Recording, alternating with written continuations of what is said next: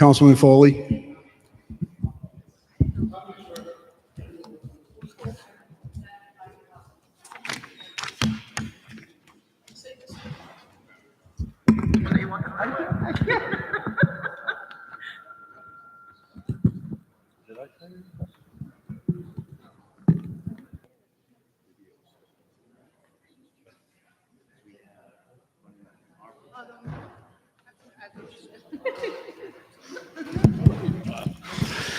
Good afternoon, everyone. Let the record indicate it is 5:01 and the Finance Committee of the Warwick City Council is called to order. First order of business is approval of the Finance Committee agenda. Minutes. We have a motion. Favorable action. We have a motion favorable. I'll second it. All in favor? Aye. Aye. Mr. Napa? Aye. Oh, yeah. Right.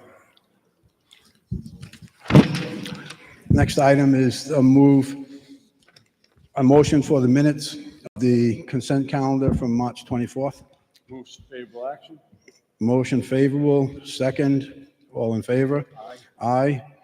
Let the record indicate we have one abstention.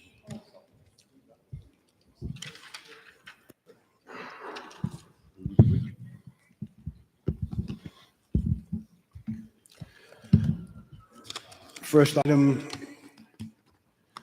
in the bid package is bid number 2026-017, found on page 1. Good evening, Christy. Good evening. Afternoon, actually. Is it? We're close. Go ahead, Christy. Just identify yourself, please. Public Works, Christy Moretti. We are requesting to award 56.6 for the landfill agreement that will cover fiscal years 26 and 27 in the amount of $4.2 million.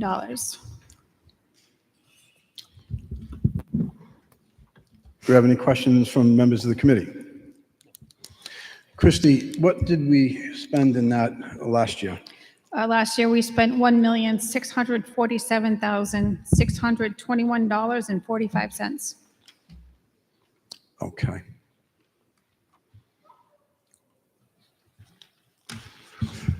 I've been talking with the Director of Sanitation, and in going through your information here, it's pretty obvious that we can get hit real hard down there at the landfill, right? For contaminated items, et cetera. Are you speaking about rejected recycling loads? Mm-hmm. Yes.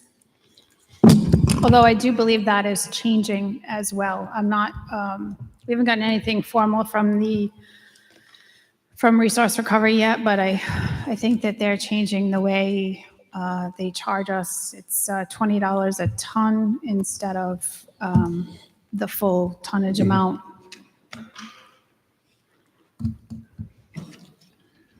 How much do you think, or do you have the number, how much did it cost us last year with contaminated items?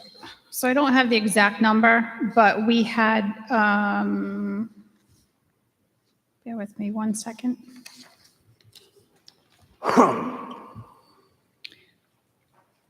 We had 47 rejected load fees, which equates to $250 a piece, plus whatever the tonnage was on those rejected loads was billed to us at the regular trash rate of $63 a ton.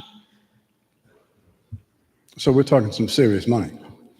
Yes, it can be somewhat substantial. I mean, we're not talking hundreds of thousands of dollars, but certainly probably in the neighborhood of maybe like 20,000. Is the city up to date with the recycling and diversion plan? Yes. Okay.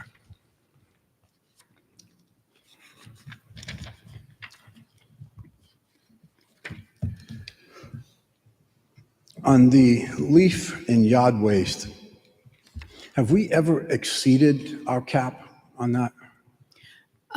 We don't generally, no, and we actually also get a portion of East Greenwich yard waste cap because we accept some of their yard waste at our compost facility. So we get a portion of theirs in addition to our own. So we don't, and then, of course, when we get near our leaf cap up there, we start keeping it at our own facility.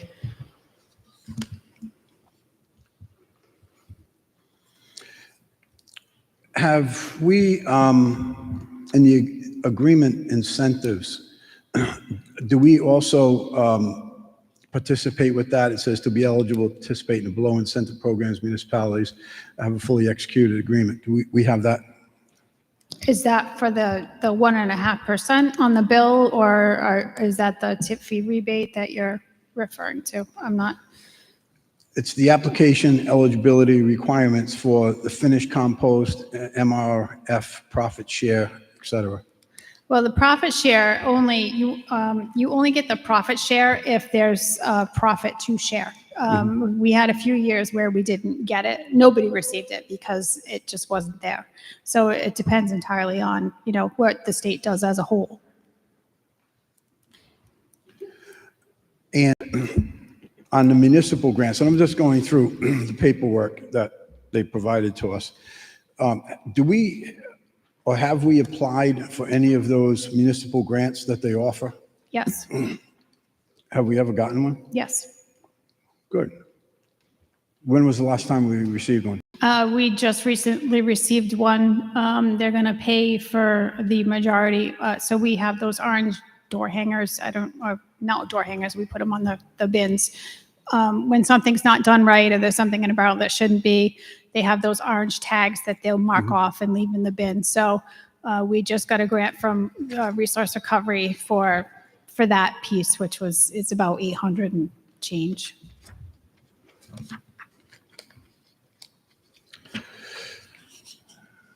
Okay, I think that's all that I have right now. Does anyone, Christy, so what can we do as the representatives of each of our wards to help with some of this problem where trash doesn't get picked up because people either have contaminants in their bins or the bins are overflowing or whatever? What can we do?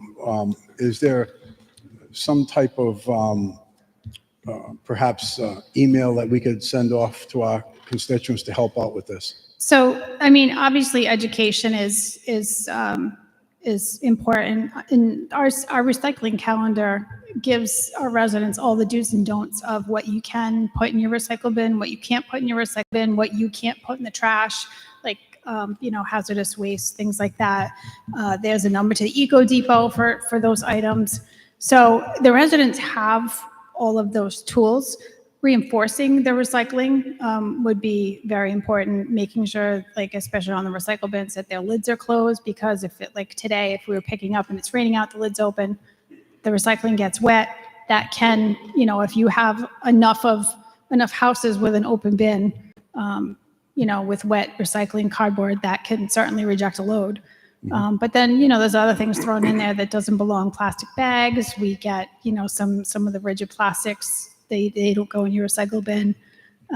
We've had hoses, we've had, just because it's made from plastic doesn't mean it's necessarily recyclable. So, and there's a whole host of links on Resource Recovery's website as well.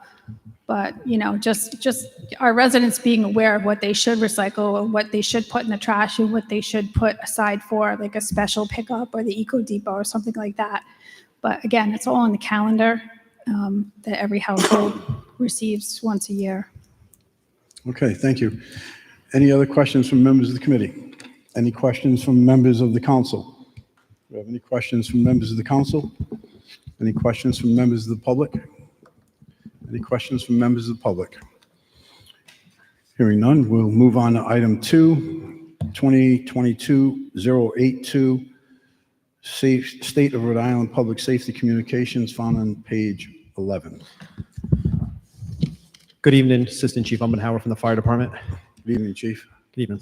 Fire Department is requesting a 612 alteration of contract for bid 2022-082, Public Safety Communications Equipment, to increase the spending authority to Motorola Solutions by an additional $604,392, with no change in the effective dates.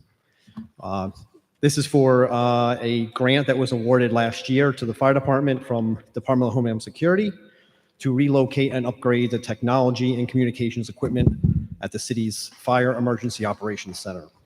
As part of that grant, equipment purchases required for Motorola Solutions to replace and install outdated communications equipment inside that communications center. The funding from this grant is 75% funded by the federal government, so $453,294 will be reimbursed from the federal government. 25% is a local match. Those match dollars have been obligated from the fire department budget.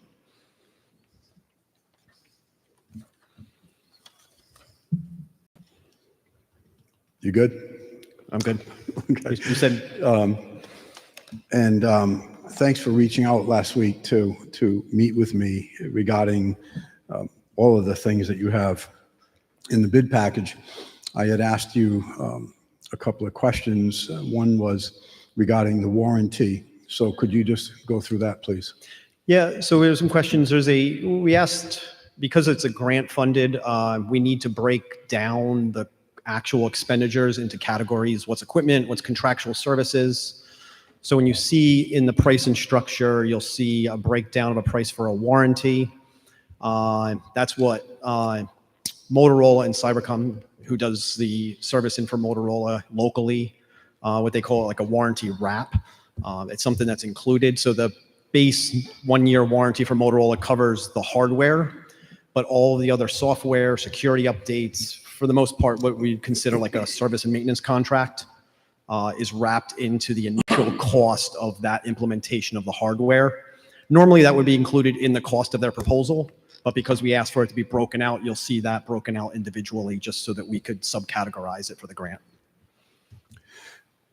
Chief, I had also asked you about the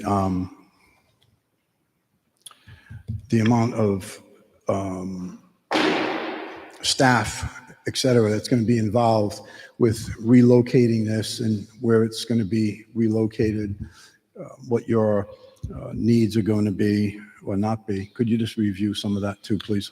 Yeah, so no changes. We're just when this is the project is completed, the communications are upgraded, are moved or recreated down at the Potawatomi Fire Station at Station 10. And our municipal fire alarm systems are also relocated there. The existing personnel that work at our current dispatch center on Sandy Lane will just be relocated to that newer facility with the upgraded communications equipment. So there won't be any changes in personnel. It'll be the same personnel, same dispatchers. You'll just move to a different location when it's ready to go. Mm-hmm. And in here where it talks about equipment,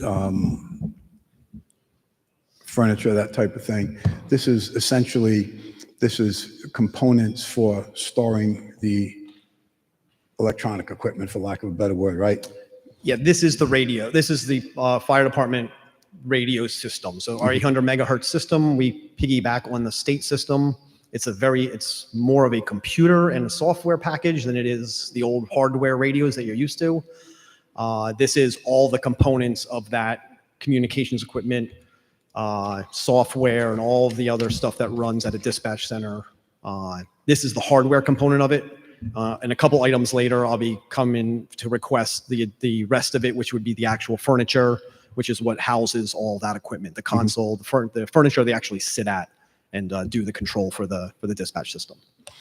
And you would also confirmed with me last week that in relocating this stuff, that there would be no communication loss during that time, right? Nope, the new communication center will be fully up and running and tested at Potawatomi before we shut the other one down. And we'll actually leave that one in its condition for a little while, and until make sure all the bugs are worked out and it's 100% operational before we go ahead and disable the old system.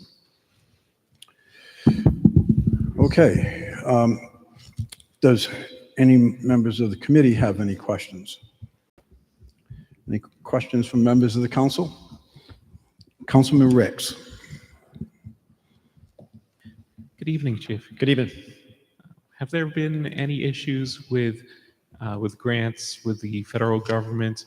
I understand that there have been in recent months some different issues.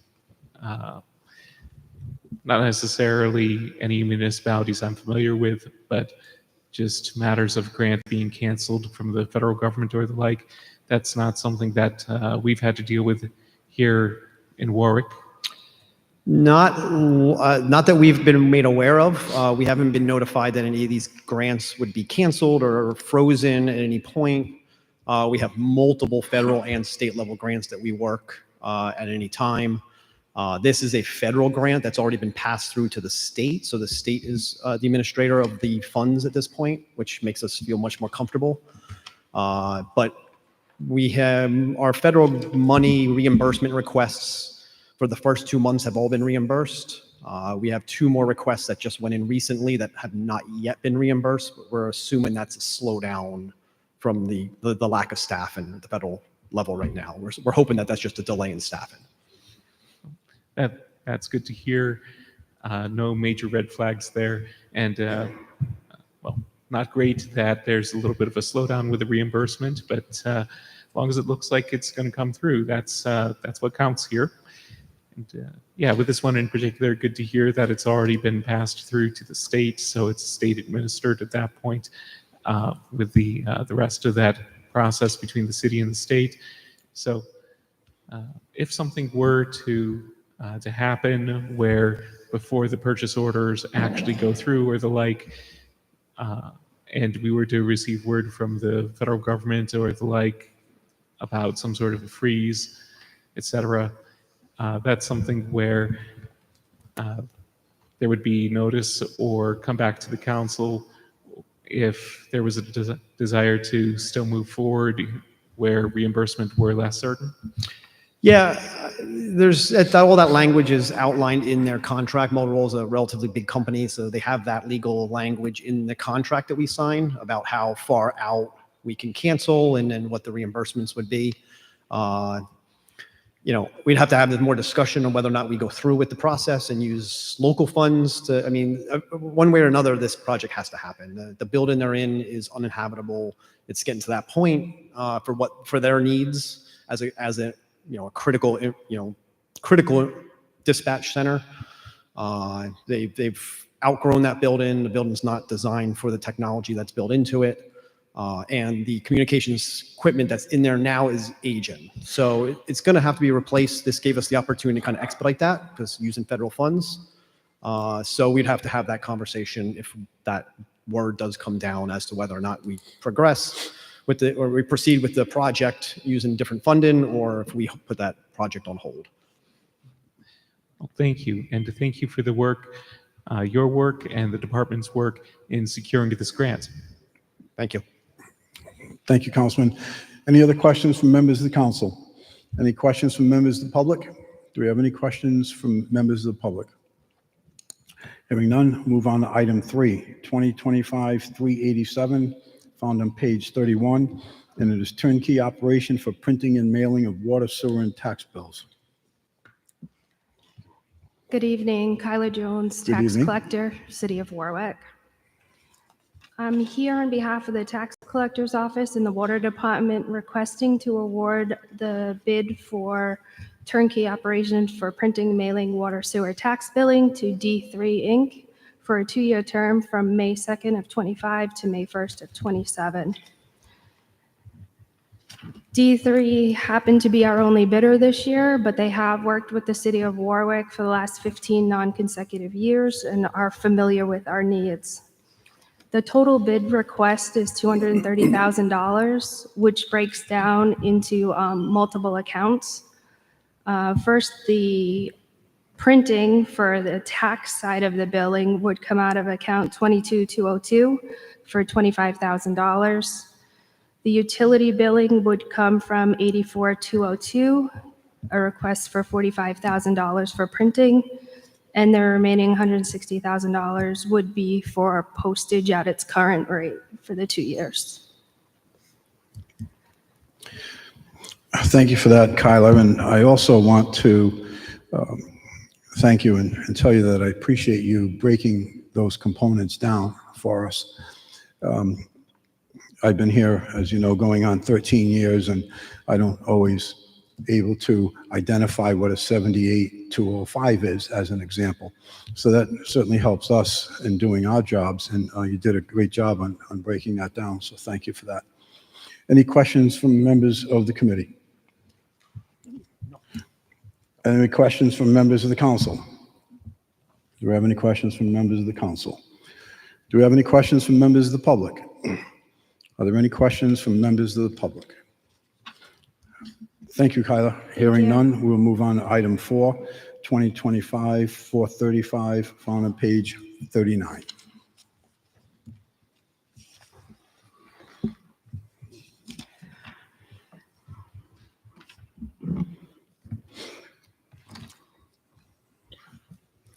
Go ahead, Christy. Sorry. Public Works, Christy Moretti, we are requesting to award the bid to Dynamic Sports Construction under the, I apologize, under the TIPS Co-op contract, government contract, in the amount of $168,428 to resurface the tennis courts at Warwick Vets Middle School. And Christy, this was part of the $250,000 that the city council had appropriated in, I think it was Parks and Recs for this item, right? It was 500,000. We already did the project for the track. This is the second piece, but yes, it is part of that. Right. And looking at some of the notes here, and they really go out of their way to identify things like, first of all, they talk about what they're doing, which is crack repairs, cleaning, filtering, et cetera, et cetera. And I know from driveways, I understand it's a bit different, but I also can see the results of some of that crack filling in terms of not lasting. They make special note that crack repairs are not warranted, likely future recurring cracking, crack repairs are temporary solution, crack repairs may reappear. What type of success rate have we had in the past in doing this, or have we had any experience with doing this? The only other facility that we've done like this is the Sleepy Hollow tennis courts that have had, repairs done. I'm not sure. I personally haven't seen them, so I don't know how successful. But that was just done within the last year as well. So, but this obviously came from the school department to us because the funds are in our operating budget, and this is the vendor that they chose from this co-op contract. This is the same vendor that did the track at the middle school as well. The exclusions they have here include major structural repairs, new asphalt to concrete work, or drainage modifications. Has there been any type of analysis of this to kind of rule out whether these things will be necessary or not? I don't believe so, but there was also the same language in the documents for the track. We were a little concerned about the substructure underneath, which is something that we could have, as Public Works, we could have stepped in and taken care of that portion, which we would still be able to do for this, I believe. When this is all done, we'll have a completely new surface. The very top part will be new, right, on these 6 courts? Well, they're filling the cracks. They're doing a binder repair and they're resurfacing. So yes, the surface will look like a brand new tennis court. It's not like they're not fully reconstructing them. Sure. Okay. Any questions from members of the committee? Any questions from members of the council? Do we have any questions from members of the council? Any questions from members of the public? Do we have any questions from members of the public? Thank you, Christie. Hearing none, we'll move on to item 5, 2025-023. That is found on page 44. Assistant Chief Ummenauer from the Fire Department. Fire Department's requesting a 612 alteration of contract for bid 2025-023, public safety equipment and two-way radio. Increase the spend authority by an additional $104,905.20, and to add cyber communications of Warwick, Rhode Island. This is the second part to that grant that I talked about when I was up earlier. Motorola is supplying the radio hardware and software. These are the actual consoles that the dispatchers sit at. So there's 3 console stations that will house the dispatchers and the end screens for the dispatch communications equipment. It's highly specialized furniture that they use for that 24/7 operation. This is another 75-25 match. Federal government is paying $77,143, and the local match would be the remainder of that, a little over $27,762, which again has been obligated through the fire department budget. And Chief, again, when we met, I had asked you about going out for bid on this and why you had selected not to. Could you just go over that also? Yeah, it's the specialty nature of this product. Both Cyber Communications and Motorola both work with this furniture company called Watson Furniture that's specifically designed around their equipment. If we go out to bid for it, it would wind up being Watson Furniture, and Watson Furniture only sells through Cyber Communications, which is the local vendor for Cybercom. So when it comes to Motorola and Motorola-related products, Motorola really doesn't give us much difference in price. Their price is their price. They have a set price for consumers and a set price for local government and public safety agencies. And then they kind of dictate who we buy them through at that price. Okay, thank you for that. Any questions from members of the committee?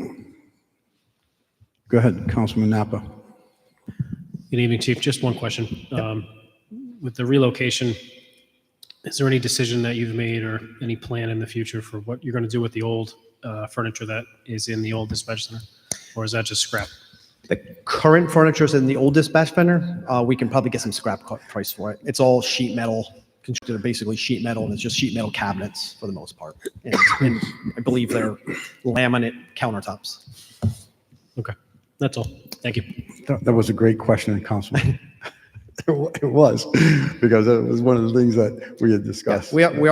reusing some of the hardware. So some part of the project, for Motorola, anything that's relatively new in the dispatch center as far as the radio hardware goes side of it is actually being reused if it's not a critical part to standing up the new dispatch center. So we are going to repurpose a lot of that equipment. He actually told me if they were going to reuse it, they'd have to bring it to the station in a wheelbarrow and stuff like that. Yes. Any other questions from members of the committee? Any questions from members of the council? Any questions from members of the council? Do you have any questions from members of the public? Are there any questions from members of the public? Thank you, Chief. Hearing none, we will move on to number 6, 2026-001, found on page 51.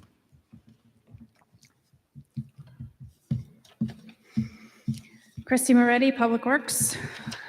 We are requesting to make a new bid award for the maintenance and repairs of the Thayer Warwick Ice Plant, which speaks only to the compressor room for these two facilities, requesting to award in the amount of $75,000, July 1, 2025 to June 30, 2026.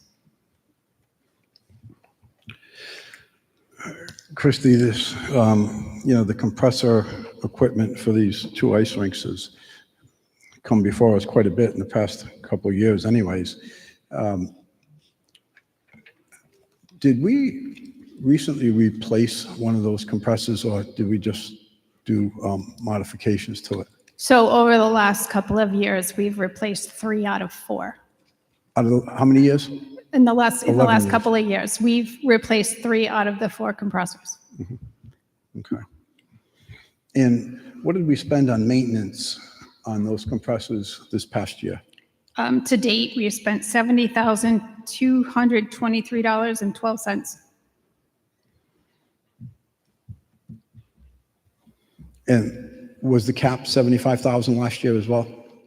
I believe it was 50, and then we had requested an increase. Last year, we spent $65,894.68. Okay.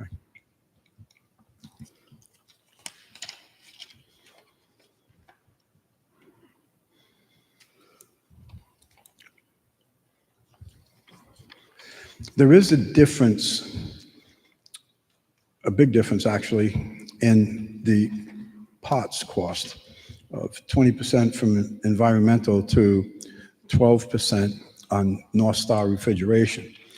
North Star is significantly higher on the labor amounts. So my question is, the amount of monies that you've spent on pots in the past year or two, is that of any concern with the difference in the markups on the pots? So not to get too much into the weeds on this, North Star is, some of our calls for service don't involve parts at all. I don't have a number for the amount we spent on parts, but North Star was the company that was handling the maintenance and repairs prior to Public Works assuming responsibility for them again. Thank you. Any other questions from members of the committee? Any questions from members of the council? Do we have any questions from members of the council? Any questions from members of the public? Do we have any questions from members of the public? Hearing none. Thank you, Christie. Thank We'll you. move on to item number 7. Nope, sorry. We are all done off 50. So with that said, does any members of the committee have any items that they would like to have pulled out? Councilman Napa? Councilman Muto?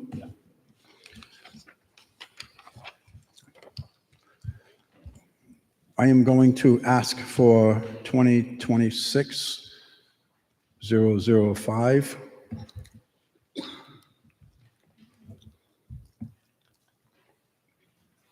I will refer to the council president on 2025-427. Mr. President, did you want to have anything on the solar speed signs? Okay, we'll take that one off.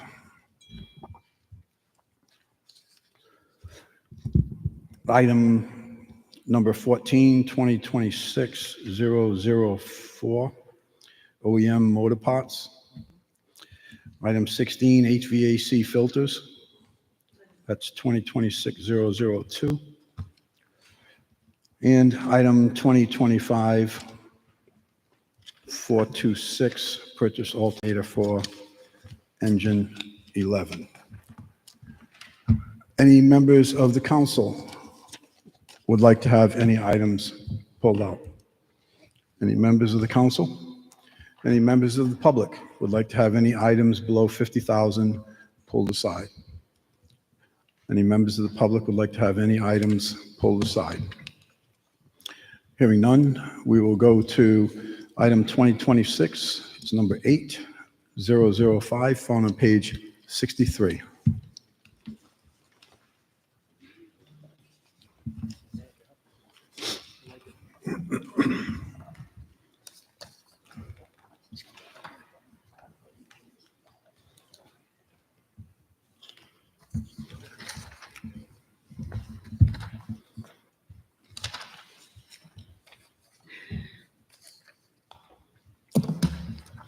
I apologize. I know it's in here.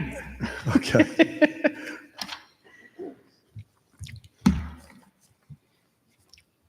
Okay.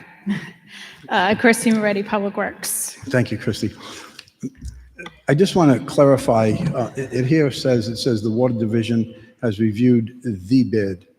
So it's safe to assume that there was only one bid?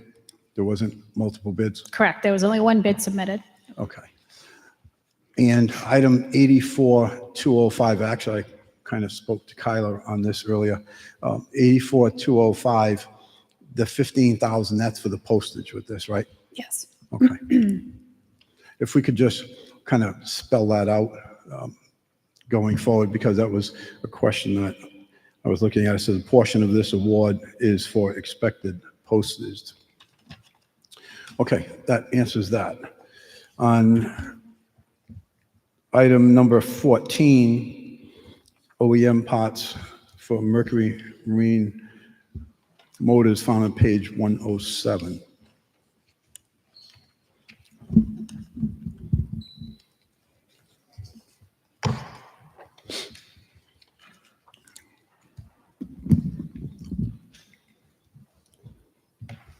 Good afternoon, Chief. Still afternoon. Identify yourself for the records, please. Good evening, Major Andy Major. Sullivan for the Police Department. Major, what did we spend on this item last year? Well, the current bid that we're in that expires in June, we've spent $4,522.22 out of a bid cap of $10,000. Okay. And that answers my next question. I'm still not clear on the winterizing and the oil changes and changing the zincs on these engines. These are two outboard engines, or might be more, but they're outboard engines we're talking about, right? Yes. To be honest with you, I know I asked you this question earlier. I can't remember what the answer was. With regards to the winterizing, the oil changes, and the zincs, if that was something that is done by our own staff or DPW, and if not, why not? Again, we do it. We use the current bidder, CL Marine, to do maintenance and any repairs. They're qualified to work on Mercury Marine engines, as our people are not necessarily qualified to do so. Similar to our motorcycles, they're not authorized Harley-Davidson mechanics. So that's why we use Ocean State Harley-Davidson currently for work on motorcycles similarly.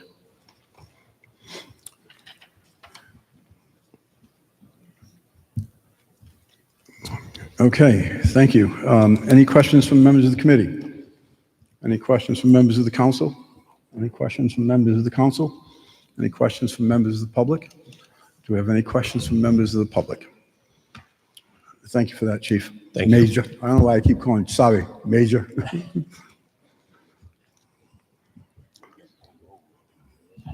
Item number 16. They heard you. Item number 16, HVAC filters found on page 116. Christy Moretti, Public Works. And Christy heard you too, because she's laughing.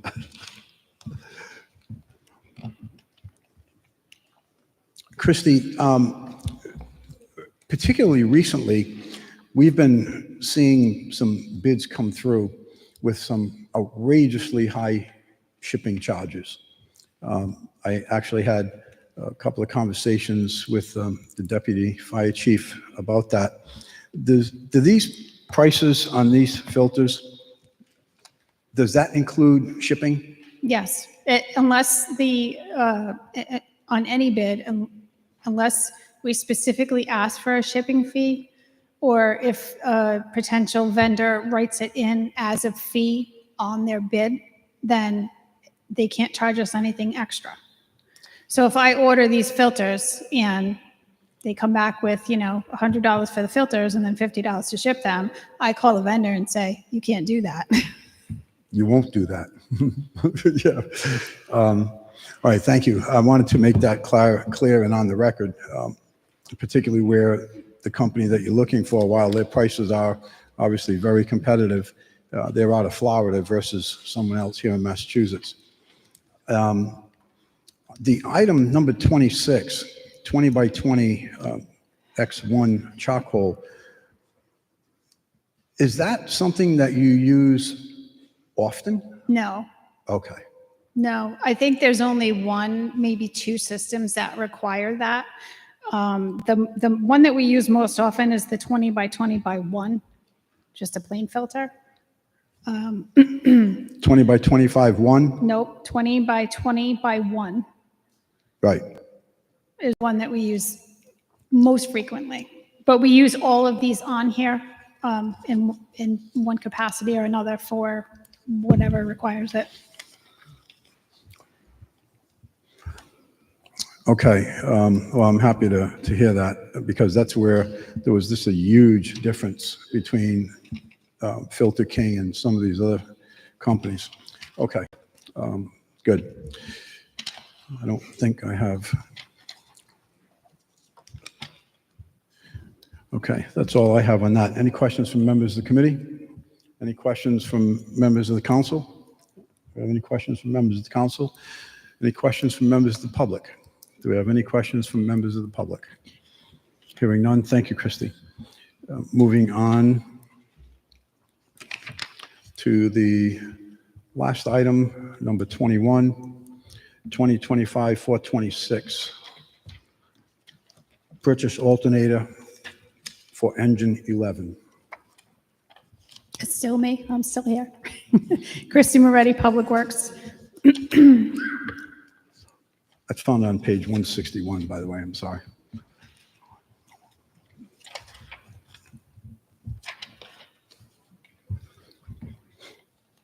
Christy, this, the work, as you stated, it was performed in January 2025. And on the copy of the quote that we have, it says revised quote, engine number 11. What was the original quote? So the original quote was in two pieces. And I said, I can't have this. I need one bill. So that's why it says revise. Do they think the alternator comes in two pieces? You I'm not put it sure. together? I'm not sure why they did it, but I said, this isn't going to work. I need one quote. And this quote of $2,910.95, does that include labor?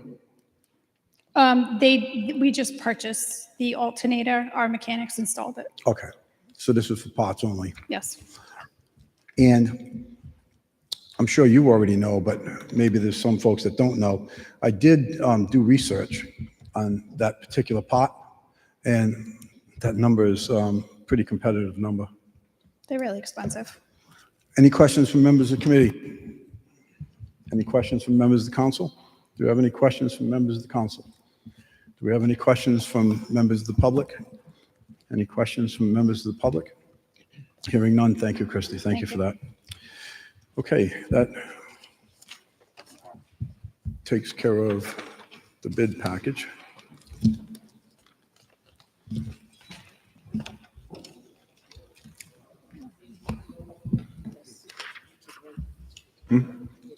I'm looking for one of my other papers. I haven't gone anywhere yet, kids. In any event, I need a motion on the bid package, please. Move favorable action? We have a motion for favorable. We have a second. All in favor? Aye. Aye. Thank you.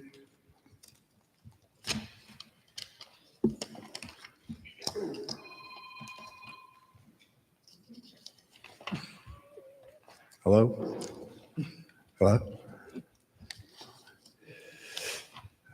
Okay, we'll move on to, here it is. We'll move on to abatements. Good evening, Neil Dupuy, Director of Assessing. It's probably the smallest abatement I've had, except for the times that I haven't had any. But this month we have abatements in the amount of $412.34. This was just a business that moved out of Warwick into Cranston. So we're abating that portion of the bill. Thank you, Director. I do have actually about a half a dozen questions on this item. No. I'm only kidding. Have at it. I don't have any questions. Any questions from members of the committee? Any questions from members of the council? Any questions from members of the council? Any questions from members of the public? Do we have any questions from members of the public? Thank you. Thank you, you. Director. Hearing none. Need a motion on the abatements? Move favorable action. Second. We have a motion favorable. We have a second. All in favor? Aye. And I believe that takes care of us. The committee is adjourned at 5, sorry. Oops. Hold on.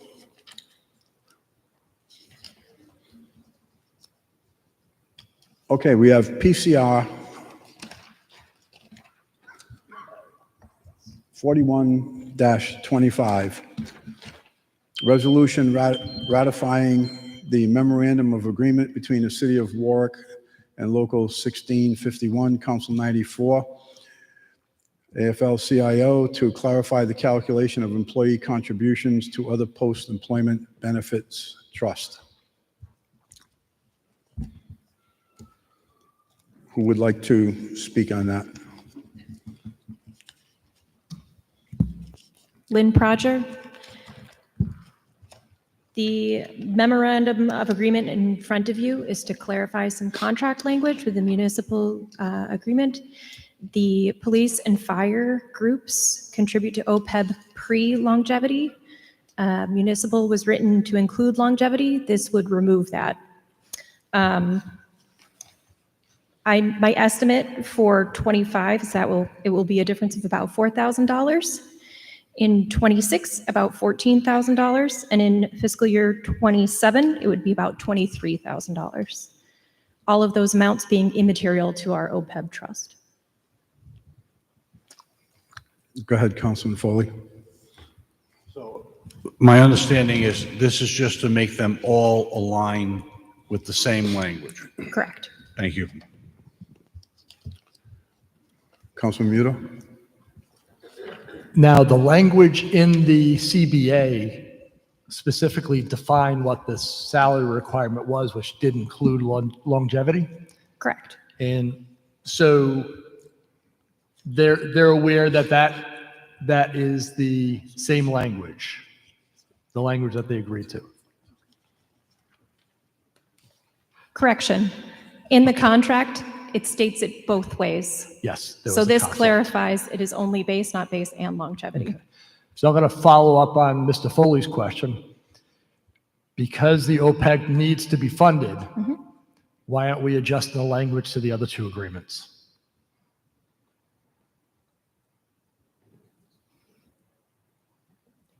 That was rhetorical, Bill. Don't worry. That was rhetorical. Bill Vicente, Chief Staff. We fought long and hard getting OPEB, and I don't know if we want to reopen 2 other contracts to do that. It was specific, and honestly, in one of the tentative agreements that we had, it was on base salary only for this. Somehow it got changed in the revisions, and it was just missed in that one section. It was just an error that we're just trying to correct. Yep. My comment was more of a shot across the bow for next time, because when we look at total compensation, base doesn't cover it. Right. Okay. Just. Thank you, Councilman.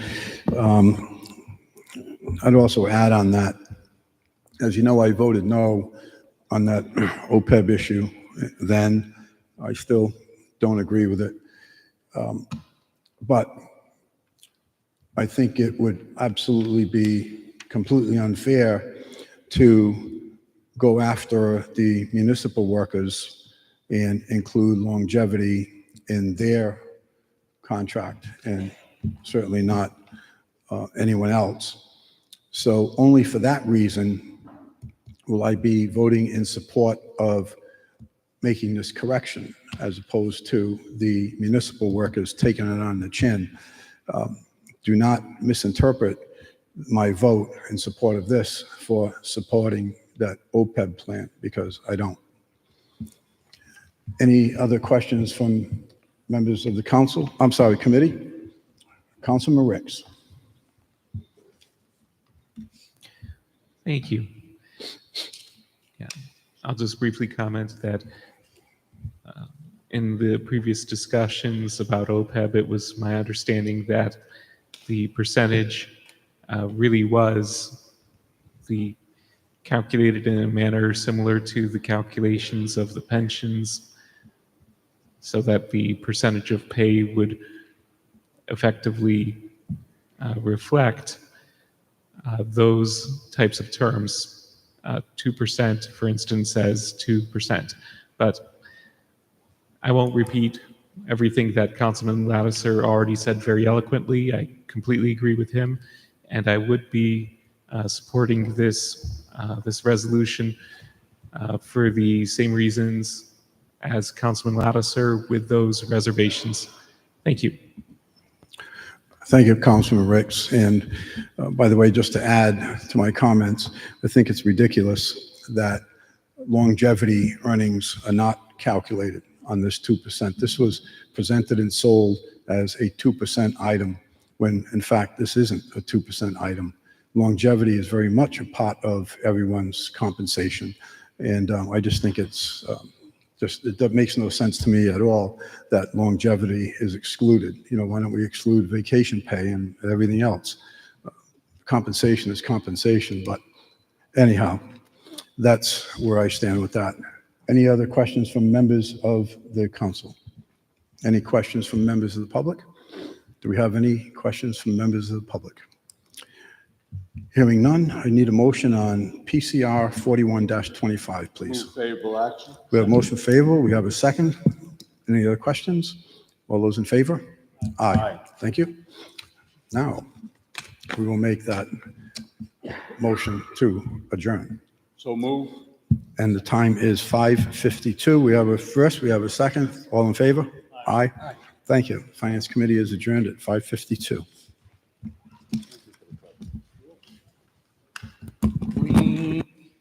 Next up is the Ordinance Committee, and it is eligible to begin at this time.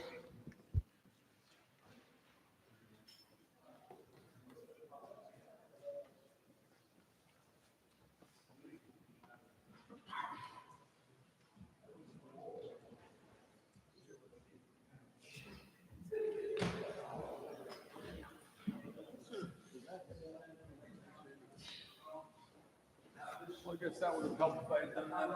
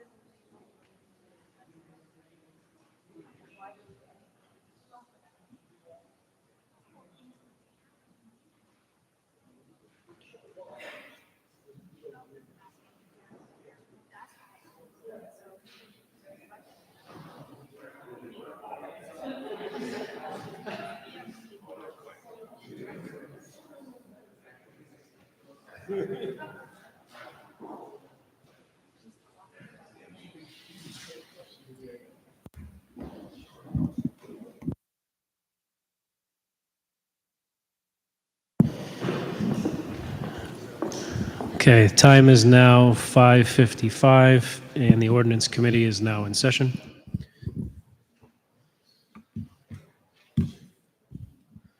First order of business is to accept the minutes from committee meeting held on 5/10. Do I have a motion Move to approve. and a second? Second. Having a motion and a second, all those in favor? Aye. Aye. 3-0, motion passes. And moving on to next order of business, PCO 4-25, an ordinance amending section 2-13 of the Code of Ordinance to clarify the procedure for claims and appeals of determinations. That was put forth by Council President Sinapi, co-sponsors Councilman Lattiser, Councilman Gebhardt, and Councilman Foley. This is for second passage. Any members of the committee wish to be heard on this issue? Any members of the council? Any members of the public wish to be heard on this issue? Any members of the public? Hearing none. I have a motion. Do I have a motion for a favorable action? Move favorable action, second passage. Move favorable action, second passage. Do I have a second? Second. Seconded by Councilman DeLuise. All those in favor? Aye. Aye. 3-0, motion passes. Okay.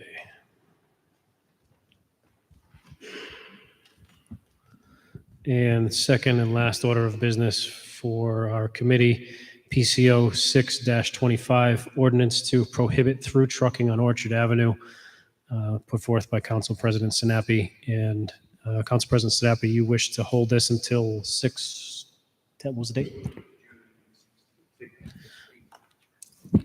June 16th. Do I have a motion to hold? So moved.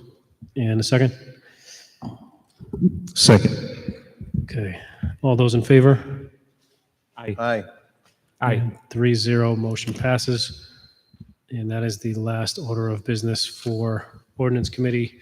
Time is now 5:57, and we are, do I have a motion to adjourn? Don't need a motion to adjourn. We are adjourned.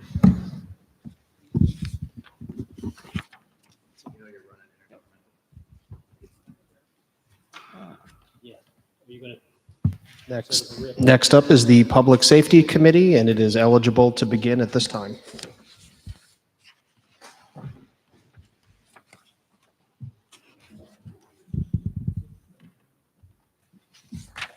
This one.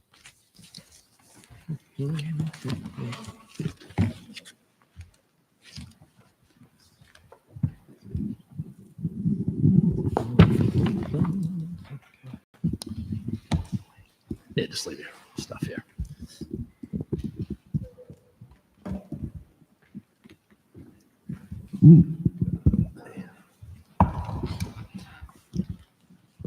We got everyone? Okay. The Public Safety Committee is in session at 5:58 PM. First order of business is to accept the minutes from the meeting held on March 10th, 2025. Make a motion to accept. Second. All in favor? Aye. Any opposed? Passes 4-0.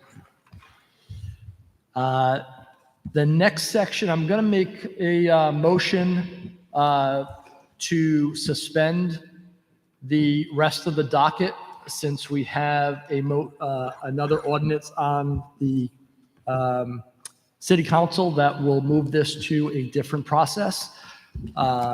Before I do that, I'd like to just see if anyone in the audience is here for any of the claims on the docket. Seeing none, I'd like to make a motion to suspend. Is it suspend? To hold. What is it?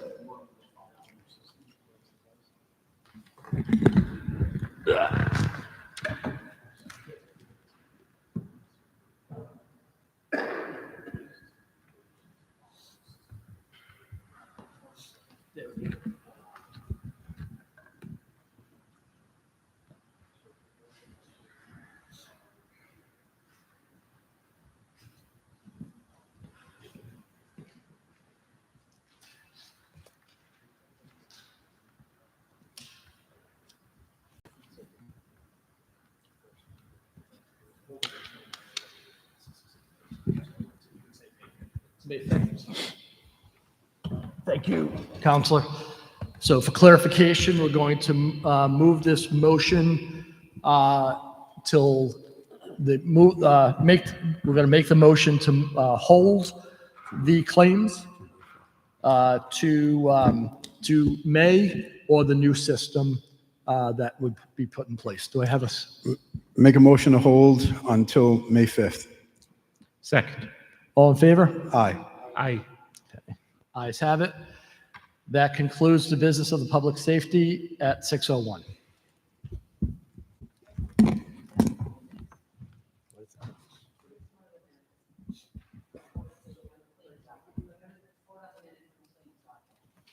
Oh, yes. What is it? Minutes and claims docket. Minutes and the claims. Oh, there we go. All right, one more item before we close. Need a motion to accept the minutes in the claims docket for March 10th, 2025. So moved. Second. All in favor? Aye. Opposed? Passes. Thank you. Now, public safety is adjourned at 6:01.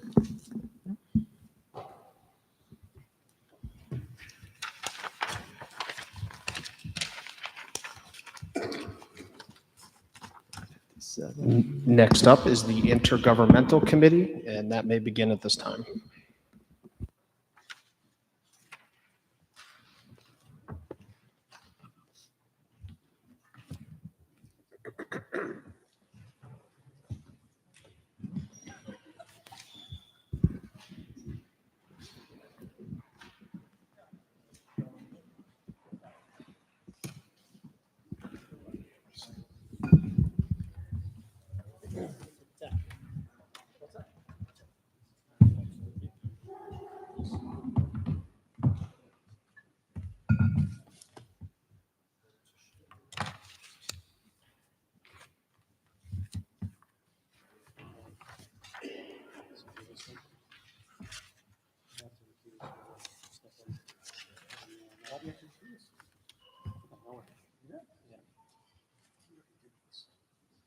So this is their term ended already? It's a reappointment to the new term.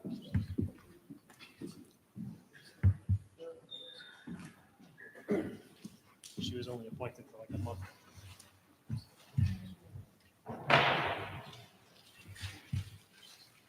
Okay, time is now 6:03. Intergovernmental Committee is now in session.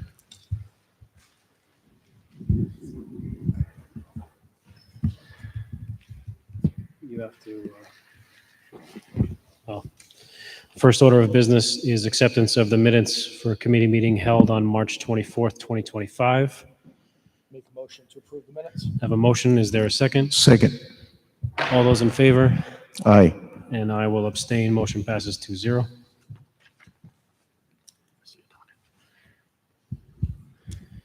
Okay, and for the first order of business, I will abstain.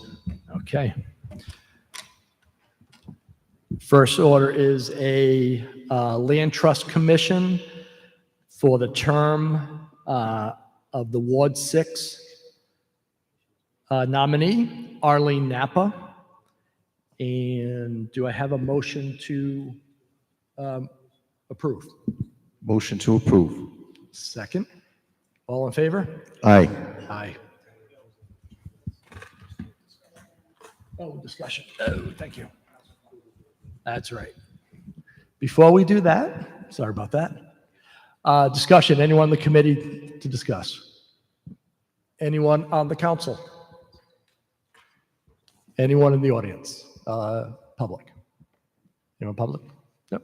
Seeing none? Now, may I have a motion? Motion to accept. Second. All in favor? Aye. Motion passes. 2-1, one abstain. Tried to rush it on you. That's okay. All right. Next order of business is appointment of Edward Ruggieri Jr. Is there anyone here to be heard on this appointment? Any members of the committee wish to be heard? Any members of the council? Any members? Oh, Councilman Foley. Good evening. To the solicitor, I don't think it matters, but on the list, it says Ward 6, but he is an at-large member.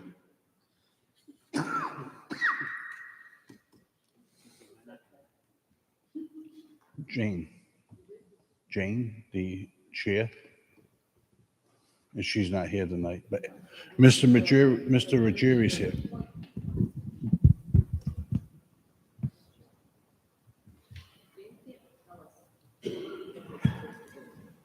Okay, I'm just, point of information.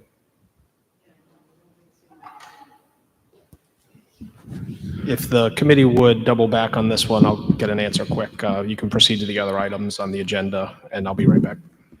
Understood. We're just going to hold that to allow council to inquire as to how to proceed. Next is for Library Board of Trustees. There are several appointments here. First on the list is Stephanie Carter. Anyone here wish to be heard on the issue? Any members of the committee wish to be heard? No. Any members of the council? Any members of the public? Hearing none. Do I have a motion? Motion to approve. Motion. Second. Motion to approve is heard and seconded. All those in favor? Aye. Vote passes 3-0. Second appointment to Library Board of Trustees, Miss Mary Johnson. Anyone here to be heard on the issue?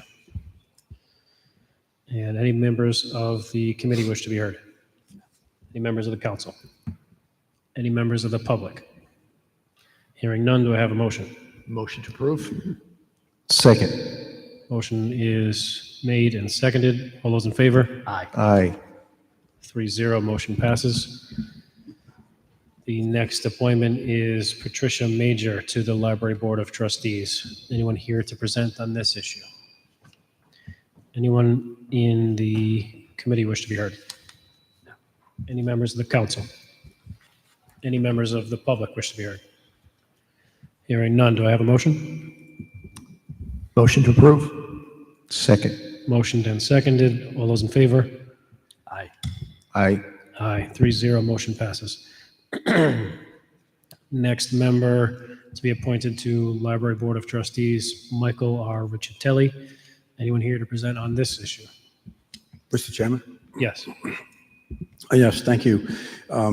So I'm very happy to support the reappointment of Michael Riccitelli to the Library Board. Mike has been on this board for a little bit and has done a very good job. And I have all the confidence in the world that he'll continue to do so. So I would respectfully request favorable action on his reappointment. Thank you. Thank you, Councilman. Any other members of the council wish to be heard? Any members of the public? Hearing, seeing none, do I have a motion? Make a motion to favor. Second. Motioned in favor. All those in favor? Aye. Aye. 3-0, motion passes.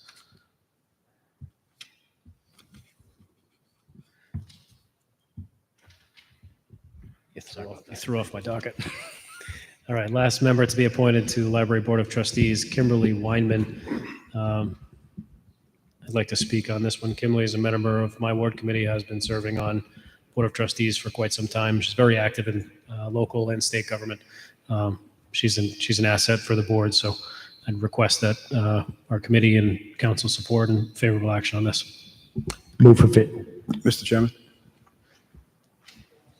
Mr. Chairman?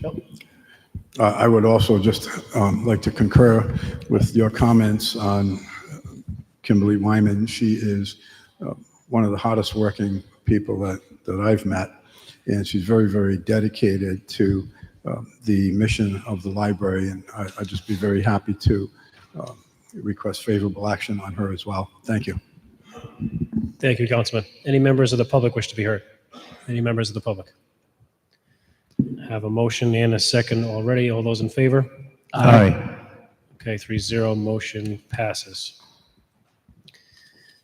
The next body for appointments is the Wildlife and Conservation Commission. 2 appointees here, first being Martha Cruciani. Any members of the committee wish to be heard? Any members of the council? Any members of the public? Make a Do I have a motion to approve. Motion to approve. Do I have a second? Second. All those in favor? Aye. Aye. 3-0, motion passes.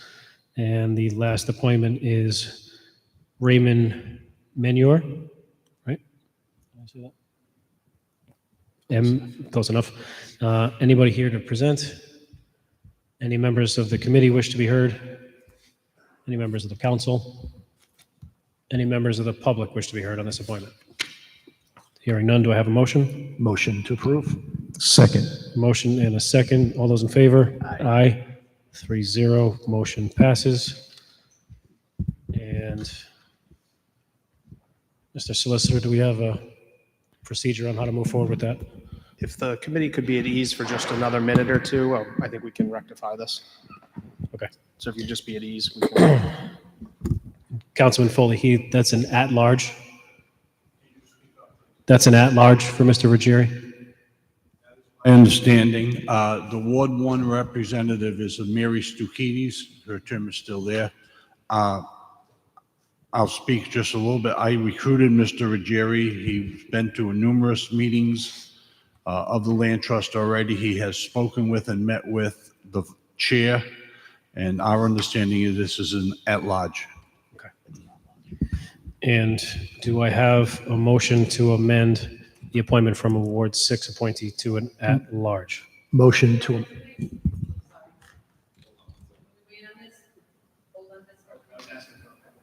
Oh, yeah. Okay, we're going to take a pause on that. trying to build efficiencies.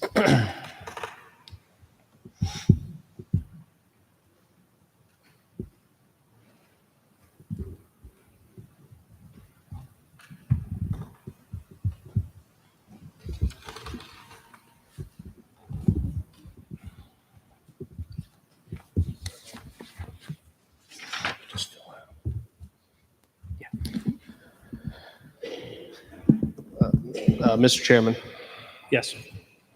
the committee, and Mr. Ruggieri is here. We have some paperwork type issues that may just be clerical errors on the city's behalf.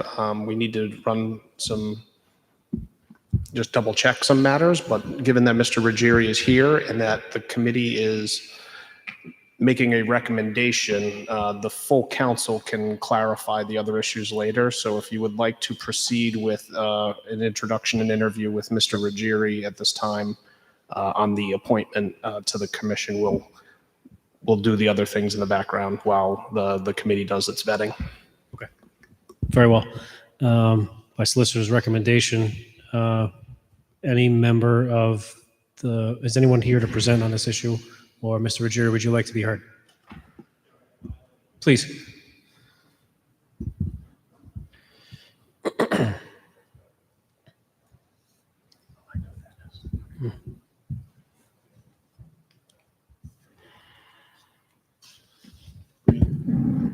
Yeah, good evening. I'm glad to introduce myself.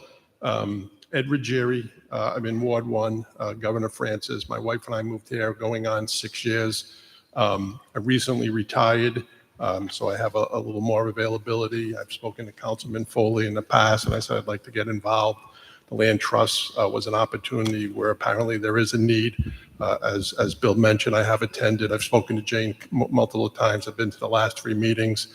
Admittedly, I don't bring any land trust or open space experience. My background has been in technology and leadership positions in technology, primarily in the banking sector. But I would, I'm used to being in positions where I need to catch up and learn. There is expertise on the board, so that's, a welcome opportunity for me. And then hopefully, I believe I will bring value. I bring, a different type of experience, but I hope that would translate. I bring, I believe, sound judgment and experience that I think can be helpful. Yeah, absolutely. And thank you for offering your services. These positions are gratuitous, so any efforts by the community to be involved is greatly appreciated by the council and the community. And I know Ms. Austin greatly appreciates as well. There's been a lot of vacancies, and this year in particular, we've seen a lot of people step up to volunteer their time, and we certainly appreciate you taking time out of your day for that purpose. So thank you, and I'm sure you're going to bring a lot of value to the table. That would be my intent. Thank you. Any other members of the committee wish to be heard? Any members of the council? Councilman Ricks. Thank you. Good evening. I also just wanted to briefly thank you for stepping up as well. The Land Trust, it's not easy with some of these different committees where very easy to really get into the weeds, but it's these kinds of committees, volunteers, where a lot of the real work gets done. And then when proposals come in front of the city administration, planning board, city council, it's thanks to volunteers like yourself that a lot of the little details that could derail a really great proposal, so much of the time, it's volunteers who really figure out what's best for the community, iron out so many of those details so that they're more prepared to go ahead. It's certainly not easy. A lot of it is thankless, but since you're here at this moment, I do want to thank you for stepping up, giving your time, your energy. We absolutely need different perspectives, not just everyone from one particular background, but a range of experience and from folks across the whole city. Thank you. I appreciate your words. My pleasure. Thank you. Any other members of the full council? Any members of the public wish to be heard? Any members of the public? Seeing none, do I have a motion? Motion to approve. Second? Second. Motion and seconded. All those in favor? Aye. Aye. Okay. That being the last order of business, intergovernmental. Well, hold on. Do we have to do anything with that? No. That being the last order of business, we are finished. We are adjourned at 6:18.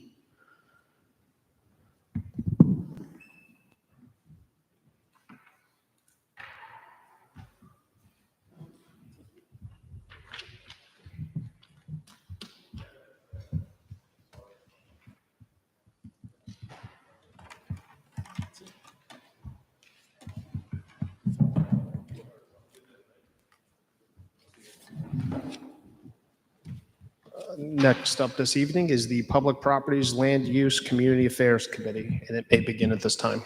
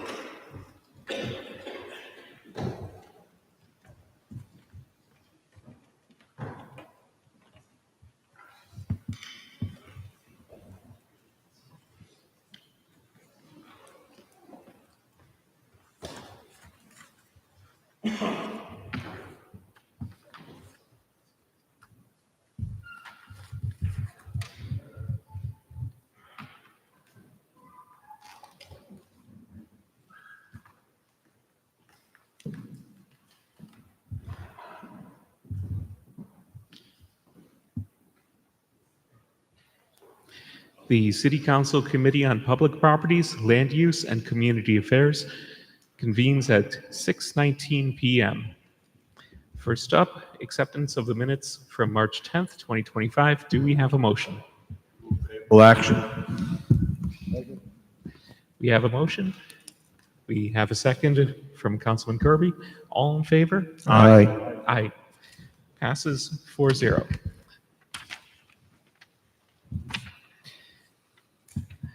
We have a total of 4 items on the agenda.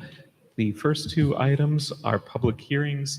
So as a housekeeping note to the public hearings will occur after 7 o'clock at the full city council meeting. First matter for public hearing, this is in Councilman Kirby's ward. We have PCO 5-25, order on the abandonment of a portion of Harper Street. John Harold, Barbara Harold, Karen Harold, Bruce Moore, Mary Moore, Nancy Stockard, and Jason Stockard, petitioners. So do we have a motion to move to the floor for public hearing? So moved. Do we have a second? Thank you. All in favor? Aye.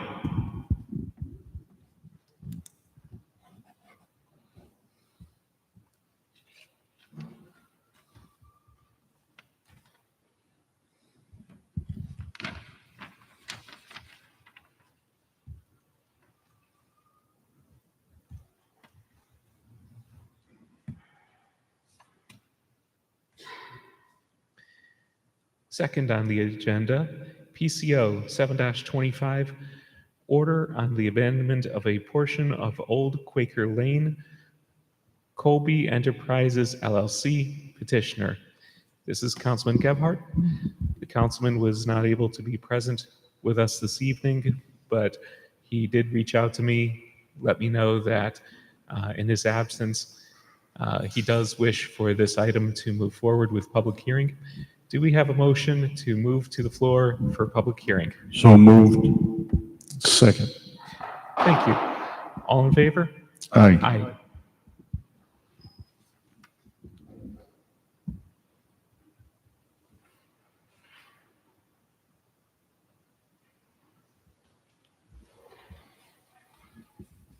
Third on the agenda, this is Councilman Foley, PCR 2825, a resolution naming the North Country Club Field Walking Path in honor of Harry Carter. First, recommendation or comments, Councilman Foley. Thank you. I'll be making a motion for favorable action. A number of years ago, a member of Harry Carter family made a donation to the city and wanted some type of honor for her father, who was very instrumental in the city of Warwick. I'm going to ask Chief of Staff Vicente, who has more of the details, but we were looking for something to do. And as you know, last year we did the walking path around North Country Club that is getting amazing use by the neighbors and people in the city. So I defer to Chief of Staff Vicente.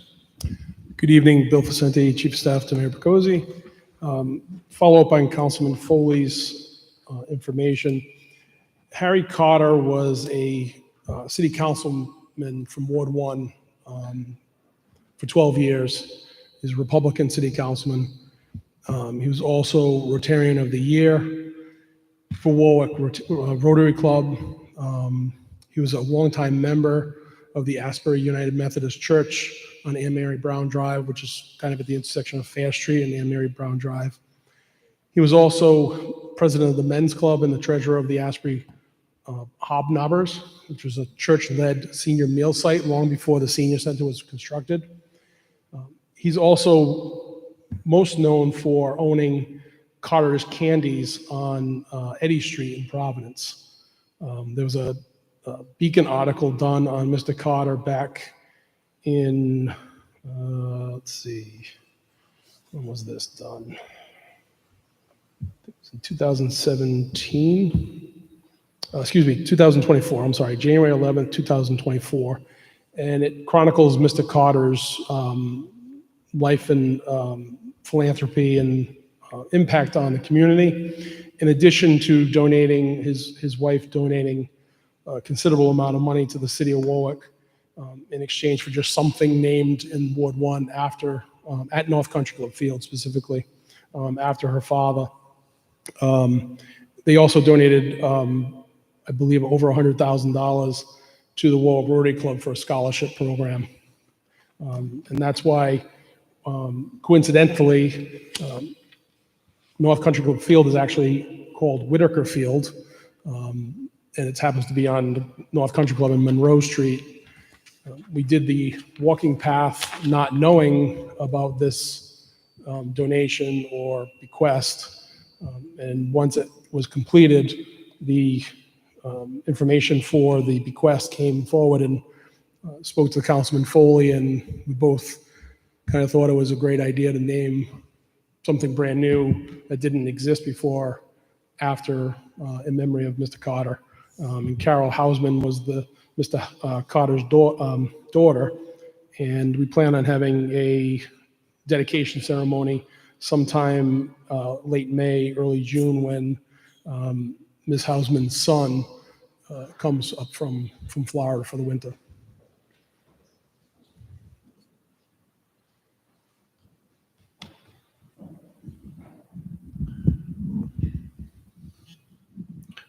So at this time, I'd like to make a formal motion for favorable action. Thank you. Any further comment, members of this committee? Members of the council? I'll just briefly say that I think that this is a wonderful idea. Of course, when we see that kind of generosity to the city and for students, it's of course very appropriate to give naming rights. Really, it's not something that's costing the city anything, and it's recognizing, for that matter, someone who devoted much time, energy into public service for the city. It's also part of a proud tradition as well, where we see, it appears, recent predecessors of Councilman Carter, as well as a successor to Councilman Carter, such as Councilman Sprague and City Councilman Salter, who similarly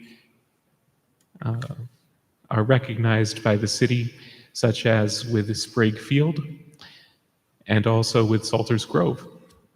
So, part of a proud tradition of the city to recognize members of the council who have served that area.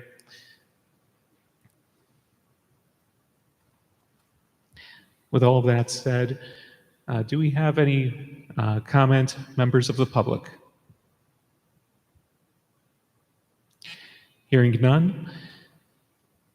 All in favor? Aye. Aye. And let's see, for clarification, I second.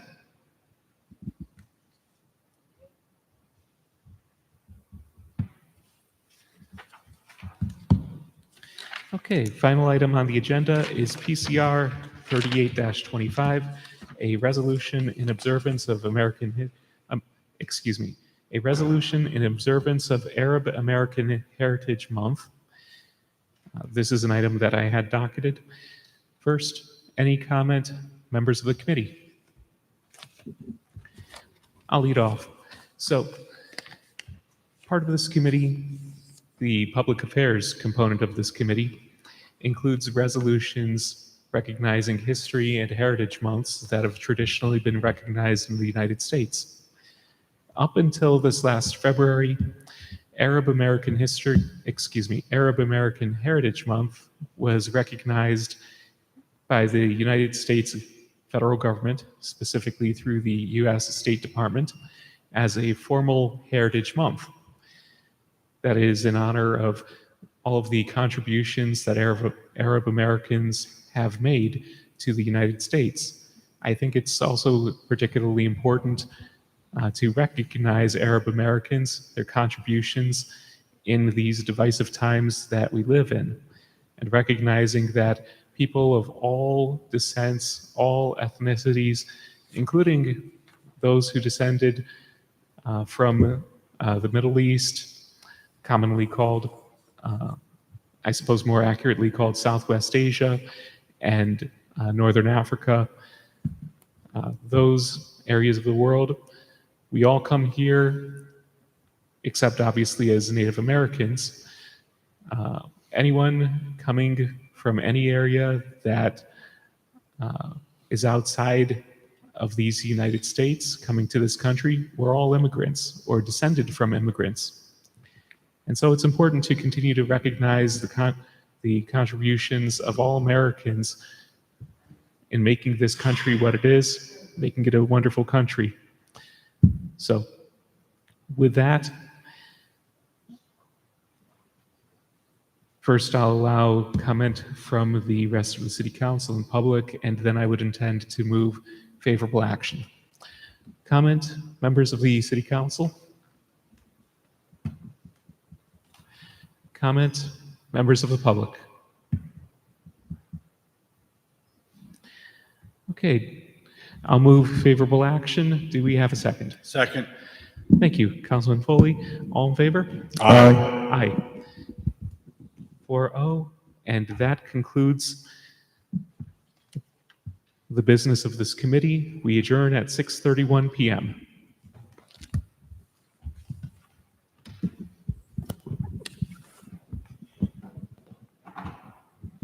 That concludes this evening's committee work. Next up will be the full city council at 7 p.m.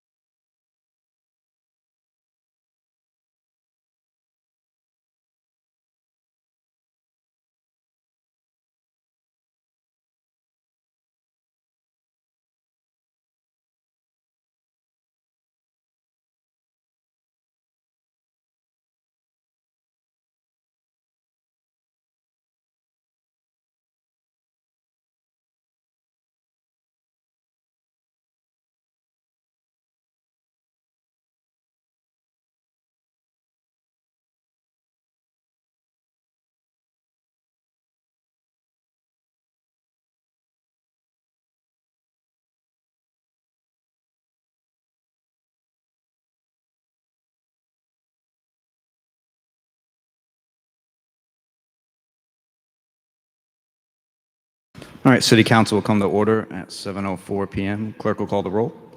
Mr. Sinapi? Here. Mr. DeLuise? Mr. Foley? Here. Mr. Gephardt? Mr. Kirby?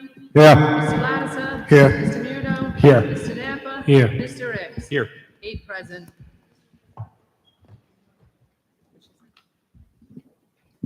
Shit, that's not working.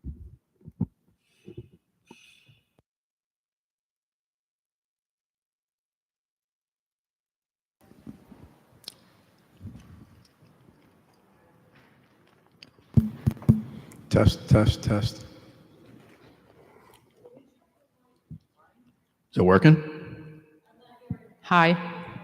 Can you hear me? You got me? Can you hear me? No. All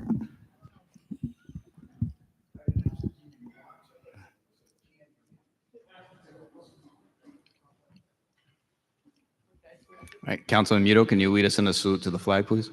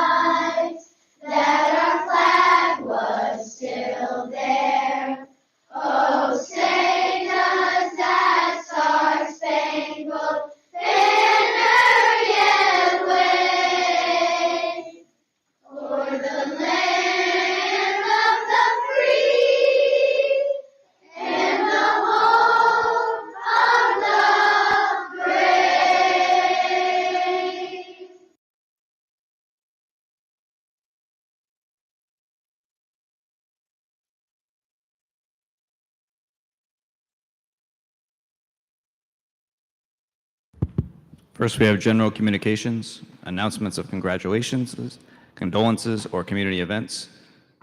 I have one. If we could please have a moment of silence for Lisa Marie Ferralito.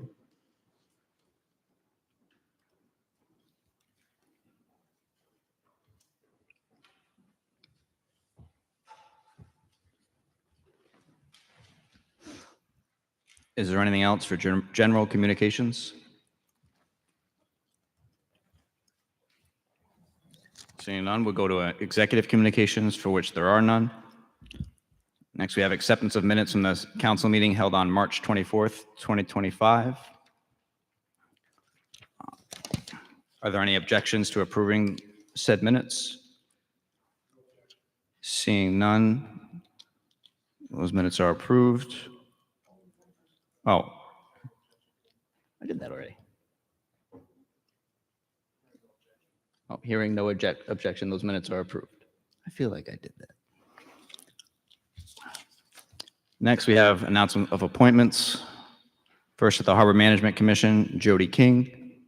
Next, the Retirement Board, Scott LaJoy. I apologize if I butchered it. Next, the Warwick Housing Authority, Christopher J. McCarthy. And then appointments requiring confirmation. We have the Land Trust Commission, one Arlene Napa. This is intergovernmental. But we're going to Councilman Muto for it.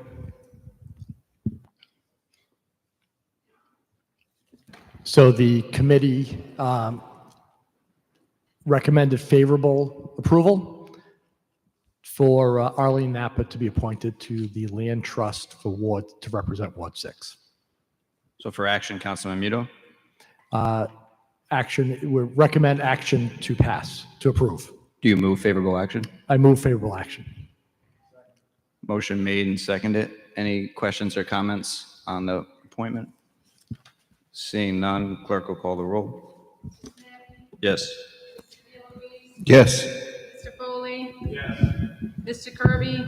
Yeah. Mr. Lattiser? Yes. Mr. Muno? Yes. Mr. Napa? Abstain. Mr. Ricks? Yes. 7 yes, 1 abstention. Next, we have, again, to the Land Trust Commission, Edward Ruggieri Jr. This is intergovernmental, and this can go to Councilman Napa. Thank you, Council President. There was one correction to be made on this. Need a motion to, or cuts to solicitor. Thank you, Mr. President, Councilman. We have some typographical errors here, so my recommendation would be to amend the agenda in the following ways. The zip code is 02888, not 02889, and the appointment is not a Ward 6 appointment, it is an at-large appointment. So we will make those amendments if you give such directives. Someone making that motion? Makes your motion to amend zip code to 02888 and amend Ward 6 to reflect an at-large appointment for Mr. Edward Ruggieri Jr. Is there a second? Seconded by Councilman Lattiser. Is there any discussion on the amendment? Seeing none, clerk will call the roll on the amendment. Mr. Snappy? Yes. Mr. DeLuise? Yes. Mr. Foley? Mr. Kirby? Yes. Mr. Lattiser? Mr. Muno? Yes. Mr. Napa? Yes. Mr. Ricks? Yes. 8 yes to amend.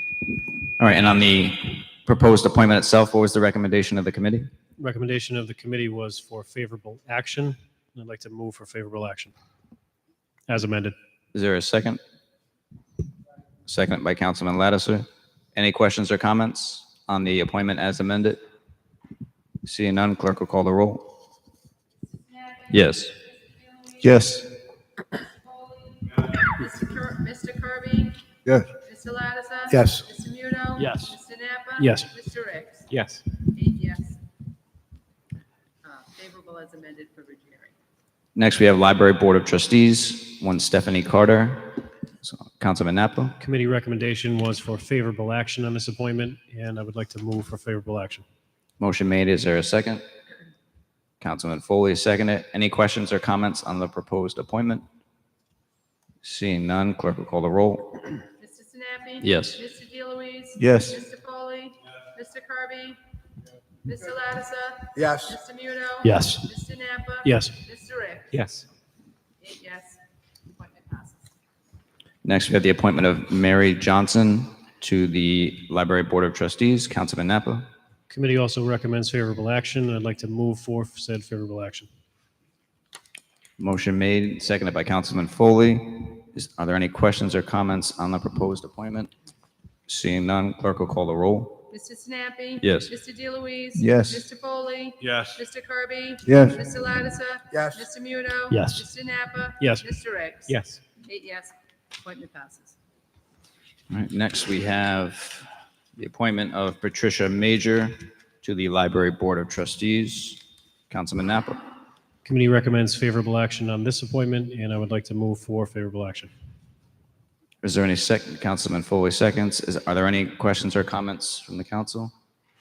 Seeing none, clerk will call the roll. Mr. Snappy? Recuse. Mr. DeLuise? Yes. Mr. Foley? Yes. Mr. Gephardt?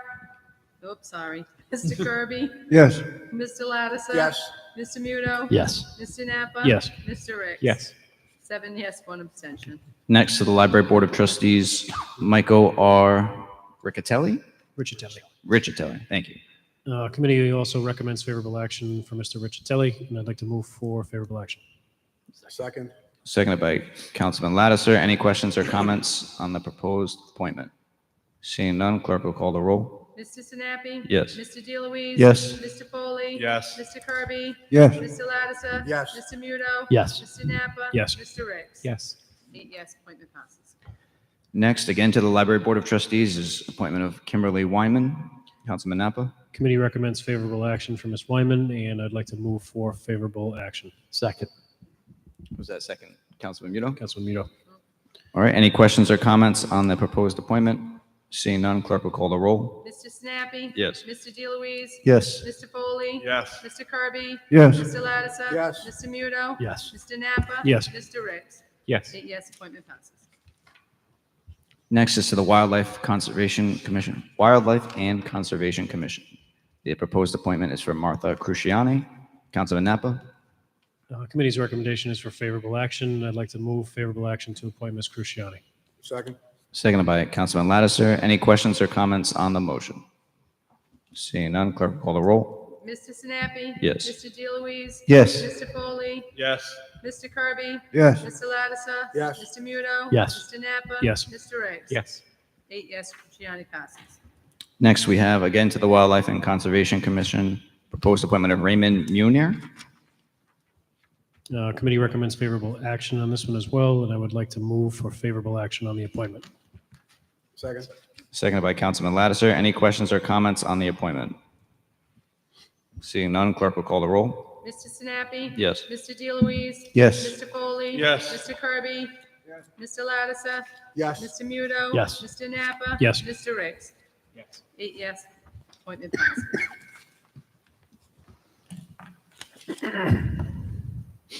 Next, we have the consent calendar. First is PCR 43-25, relative to bids. Councilman Lattiser. Move favorable action. Second. So motion for favorable action and second. Councilman Lattiser, do you want to go through the bids? Yes. So first item is 2026-017 landfill agreement. Item number 2, 2022-082 State of Rhode Island Public Safety Communications. 2025-387 turnkey operation for printing. 2025-435 resurface Warwick Vets tennis courts. 2025-023 public safety equipment. 2026-001 maintenance repairs at Thayer. 2025-436 oil and filter recycling.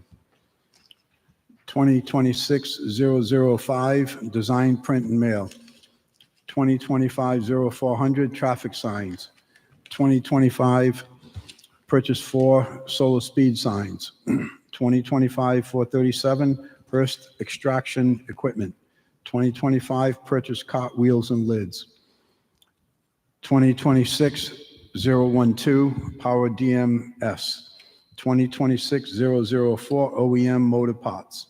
2026-003 purchase of grass seed. 2026-002 HVAC filters. 2025-439 live fire training facility. 2026-013 Leeds Online Cellhawk. 2026-006 BCI crime scene supplies. 2025-438 power DMS. 2025-426 purchase alternator for engine 11.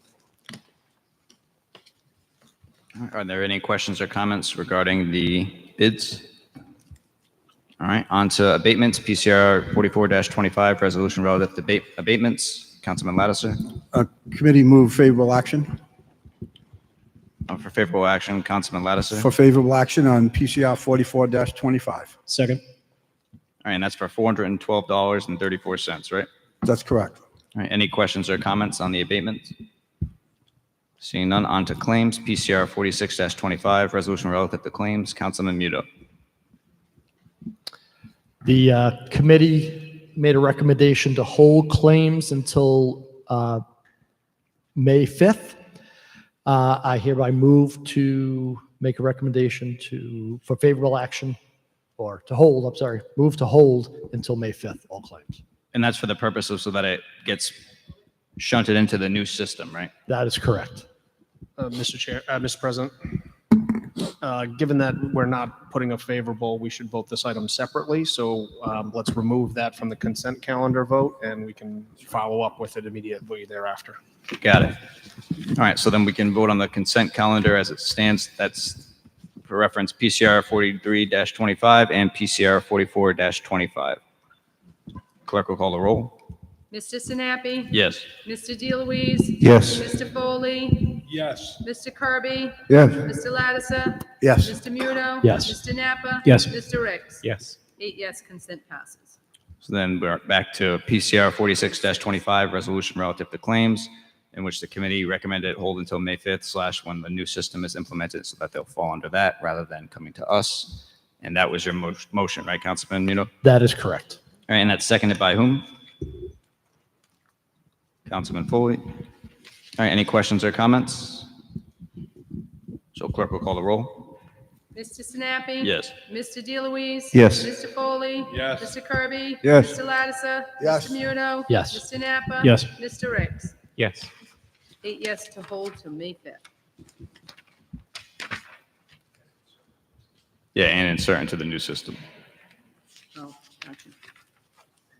All right, next we have referred business, PCO 5-25, order on the abandonment of a portion of Harper Street, John Harold, Barbara Harold, Karen Harold, Bruce Moore, Mary Moore, Nancy Stockard, and Jason Stockard are the petitioners. This is Councilman Kirby. Councilman Kirby, Yes. Yes. you request a public hearing on this? Yes.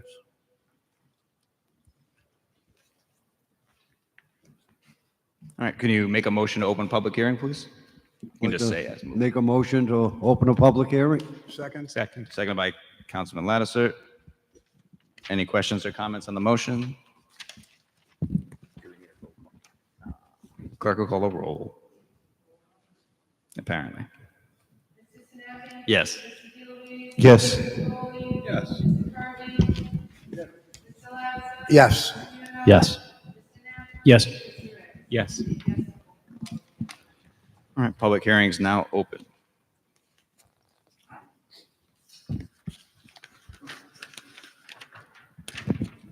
Is there a representative for the petitioner?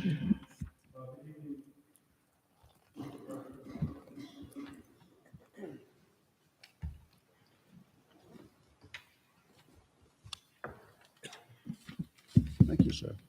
Good evening, Mr. President and members of the council. For the record, my name is John C. Revens Jr.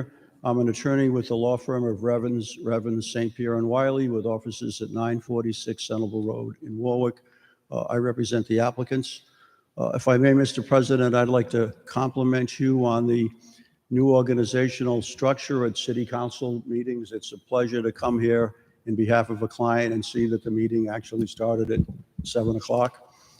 That's a new experience for me after appearing here over many decades, so I congratulate you on the changes that you've made as to how you conduct your business.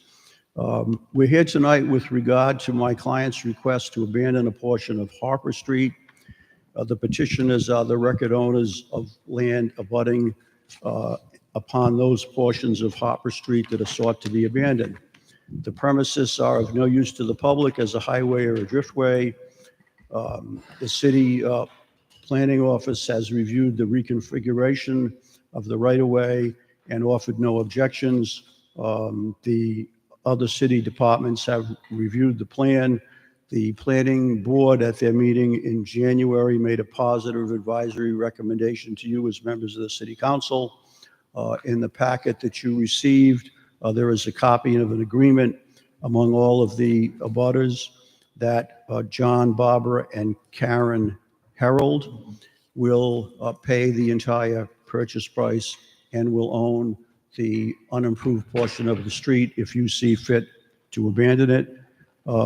So we're asking you, pursuant to the authority in Chapter 24(6) of the general laws of the state, as amended, to declare the premises to have ceased to be useful to the public and enter an order abandoning the same as a public highway or driftway without any easements or restrictions. It came to my attention at the end of last week that you have in your possession a staff report with a comment that the city should, quote, retain an easement for water or sewer construction through the entire 40 feet of the right-of-way. When this property was appraised and my client wrote a check for the full appraised price, that appraisal was a fee simple appraisal, which means that my client would be receiving the conveyance free and clear of all encumbrances.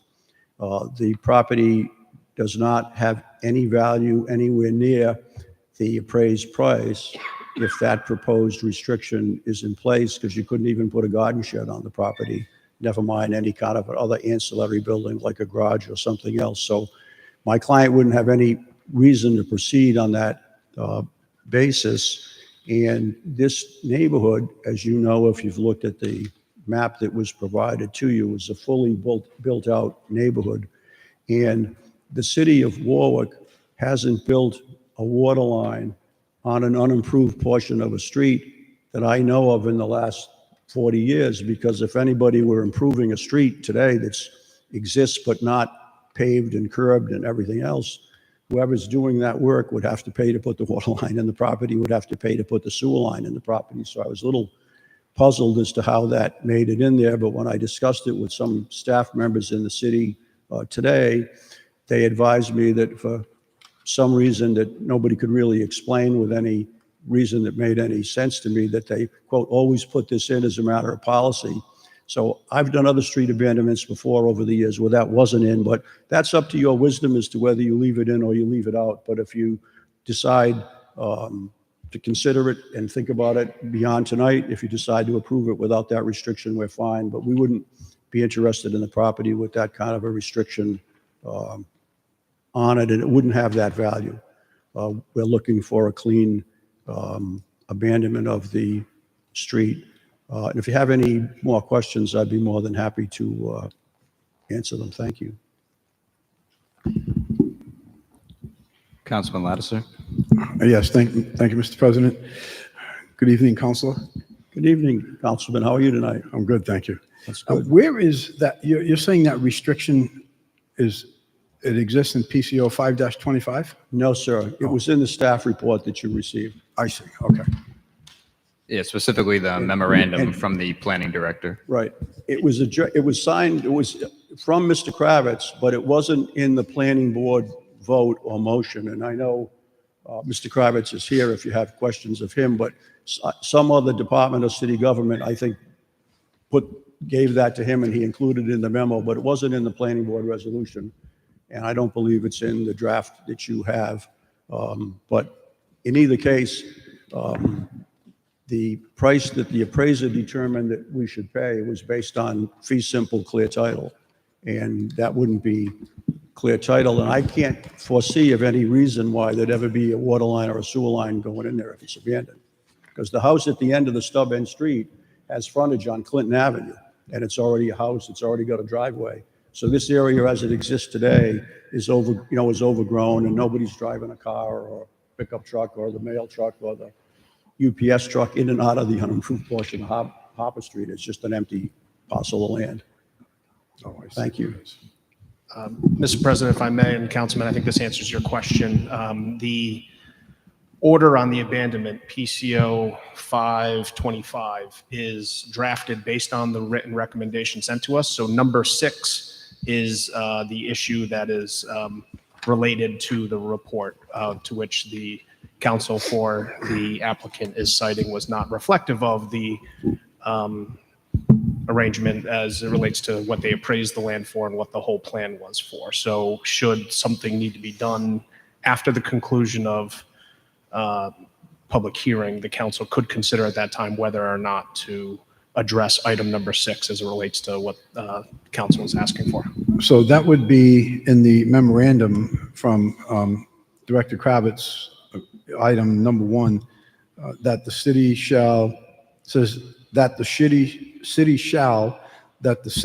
maintain the perpetual right-of-way for use, abandonment for future installation of utilities as needed. Is that what you're speaking to? Yes, Councilman. Yes, and so when I draft the PCOs related to this, we incorporate the recommendation that is cited. So that's how it is technically part of our PCO that may or may not, depending on what all of you would like to do, could be addressed. Mr. President, if I could, I'd like to hear from the planning director on this item. My thoughts exactly. Director Kravitz. Hi, good evening. Tom Kravitz, City Planning Director. When road abandonments and petitioners come forward with these, my staff receives them, and we send them out to city staff for comment. Engineering's one of those entities that comments on them, and they issued a memo from May of 2024, May 31st, 24. And it's in their memorandum where they had suggested this item number 1. So it's a number of other departments too will comment, sewer, water. They all came back saying that there's no utilities there. It's unlikely that utilities would be there in the future because the surrounding homes get them already from the surrounding streets. So that's why in the memo here, if you look at the second paragraph where I talk about the planning board meeting of January 8th, that's when the planning board took action. And I say this memorandum and application materials related there too. It's kind of a catch-all where there's a lot of information with the application.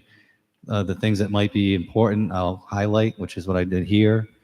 But I just want to say that, there was no willful intent to withhold any information from Mr. Evans. I mean, it was just, there's a lot that goes with the application, and the planning board just didn't see an issue with it, having reviewed the other department comment. That's really all I have to say, unless there's any questions. So does the city want to have that restriction in there still? From what I understand, it's been a city policy to do that. That's really an engineering question. The big 3 potentials are sewer, water, stormwater. Sometimes you need it for drainage. So that's probably why the city has always asked for this. And Attorney Revens, is it correct to state that if that restriction remains, that the proposed agreement between the city and the petitioners would have to be reevaluated based on the sum of money being offered? Yes, Mr. President, it would need a new appraisal, and I'm not suggesting that anybody hid the pill. The memo that was referred to from May of 2024 from engineering, I never saw. Those don't normally go to the applicant. And when I was at the hearing in January of this year before planning, that never came up. And I checked, the planning department writes a staff report to the planning board before the planning meeting. So I read the staff report before that January planning meeting, wasn't in it. When I looked at the staff report that you, ladies and gentlemen, got for the meeting last week, and I saw that in there, I sent it to the client, sent an email to Mr. Kravitz and called him and said, I didn't know about this, and the appraisal didn't consider that. And my best judgment is that the appraisal would be substantially less if that easement were there.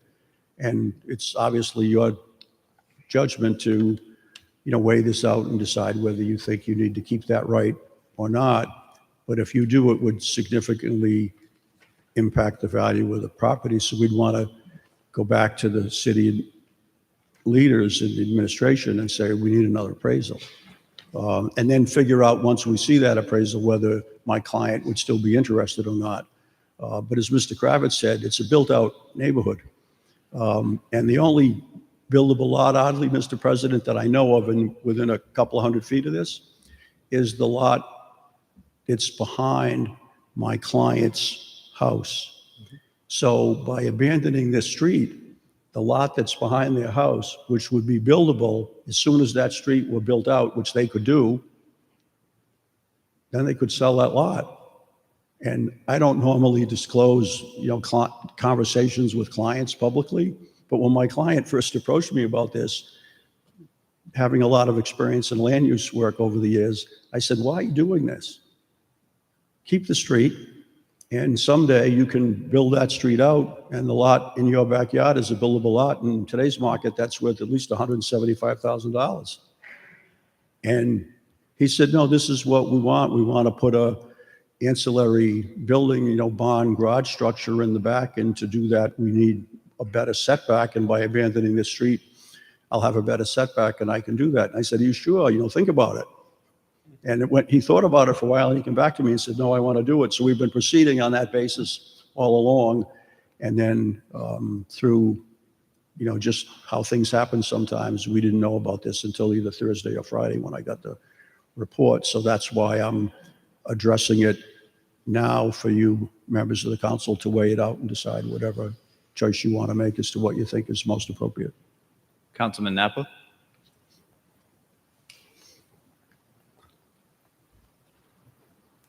I suppose my question would be directed at Director Kravitz. I find it to be very unlikely that there's going to be any, like you alluded to, that there's going to be any development of infrastructure for water or sewer there.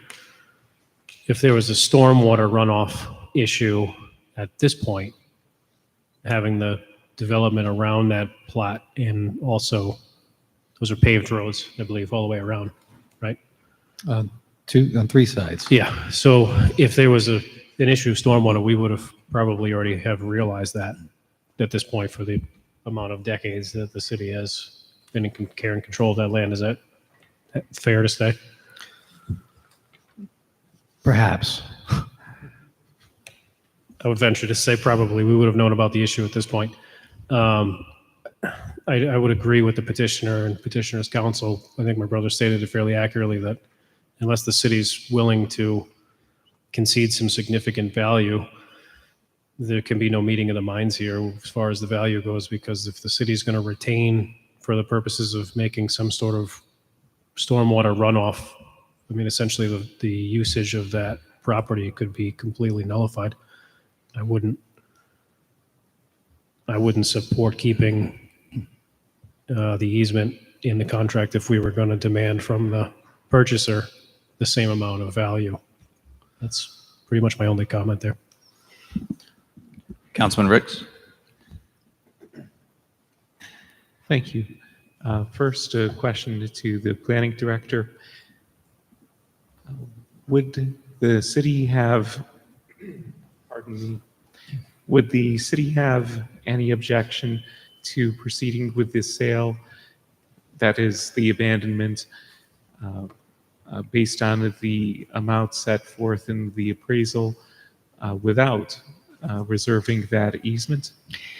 I think potentially, yes. From what I'm hearing, I think it's the city's desire to maintain the policy that it's always done. That's probably why we got the response we did from engineering. So I'd hate to speak for them or create some kind of a precedent, even though it's policy. And I suppose, to be clear, it may be the city's policy, but there's no specific plan at this stage, and it's also recognized as unlikely that the city would need to proceed with actually using that easement in this situation. So while understanding that there is a general policy that the city attempts to abide by in these circumstances, it's also, would it be fair to say, it's a situation where the basis for that general policy, putting aside the purposes of precedent, we're not necessarily envisioning actually using this particular land for those particular purposes. It's really just a matter of the city prefers to always reserve those rights. I mean, I can say this, that I haven't been here that long, but in the abandonments I have handled, there's been others where there was no reason to take an easement, and we still took an easement. But this is just the first time this has really come up. So that's why I'm hesitant to say that the city would let it go. It's something they've always done, apparently, so. I can understand that. I suppose my next question here is that, in theory, if the sale were to be approved, then under those circumstances, if at some unknown point in the future, whether it's a year, 10 years, or 100 years from now, assuming that the law, that is the Constitution, the Takings Clause, the Rhode Island equivalent of that, and so forth, Basically, we'd anticipate that the city would be able to exercise eminent domain powers and effectively take the land in exchange for fair compensation. And by take, I don't mean take the land in its entirety, but rather take for those specific and limited types of purposes that would be present in this easement. I suppose there could be a future scenario where the city would condemn the property, but we don't know what would happen from now to then. You know, there could be structures placed on it. It may not be in the same status that it is as we're talking about it tonight. Which is true, and I'm not necessarily suggesting condemning the property as a whole, but in the admittedly unlikely scenario where there would be the need to install a certain line or the like, it's my understanding, and I don't mean to speak as an attorney here, I always try not to put on that particular hat while I'm sitting in this particular seat, but it's my general understanding, U.S. Supreme Court case law and the like, that it's certainly possible for a municipality or government at various levels to, short of condemning, effectively taking a portion of land or land in its whole in fee simple, also possible under some circumstances for there to be a partial takings of that nature. So, and certainly running a line near the edge of the property wouldn't necessarily entail condemning the entire property. So I suppose that that's more of a comment than it is a question. But I suppose a question for the applicant, the petitioner here, would be to clarify the desire here is primarily in order to take the land fee simple without having the easement language in it, but just as any other property owner, there would be some implied recognition that if the city or some other governmental entity with appropriate authority came along and went through that process of eminent domain as to, and even as to a specific easement, a little a line running around the edge or one of the edges of the property, that's always a risk that any property owner may foresee, I suppose. That's correct, Councilman. Okay, thank you. Could I just add one brief thing, Councilman and Mr. President, if it's okay? If there were drainage issues in the neighborhood, you'd know it tonight, and you all know that because all of you who serve as councilmen and all of you who serve in local government, if there were drainage issues in the neighborhood, this has been going on for a year, and the people in the neighborhood know it's going on because there's 4 property owners involved. So if there were drainage issues and this had some impact on a solution to that, they would have been calling up Councilman Kirby, or they would have been calling the Public Works Department, the Engineering Department, or they would have come here tonight. So that's pretty far-fetched. And we know it's not a water or sewer issue because the water lines are already in the neighborhood, and so are the sewers. Thank you. Thank you. I suppose my brief comment to try to briefly wrap it up, that is that from everything that I'm hearing and seeing here, I don't think that the city would necessarily be losing any rights by allowing this to proceed without that specific reservation of easement expressly in the deed itself. It's simply a matter of, in the unlikely scenario that the city actually wants to proceed in that manner, then the city would have to follow that other particular procedure and give fair compensation for the taking to the extent of any taking, like it would various other properties in the event that it went to that extent. And here, it appears that the appraisal is based on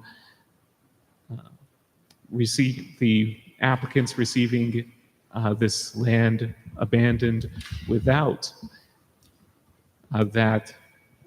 those various easements. So it appears to me that it's very unlikely that the city would have to pay to get back some of its rights. And here, the city is receiving compensation for this abandonment without retaining those particular easement rights. So speaking for myself, I would be comfortable proceeding as the applicant's attorney is suggesting. Not that I intend to set any precedent here, of course, because I think that it is a fine general practice for the city to maintain these types of easements in general.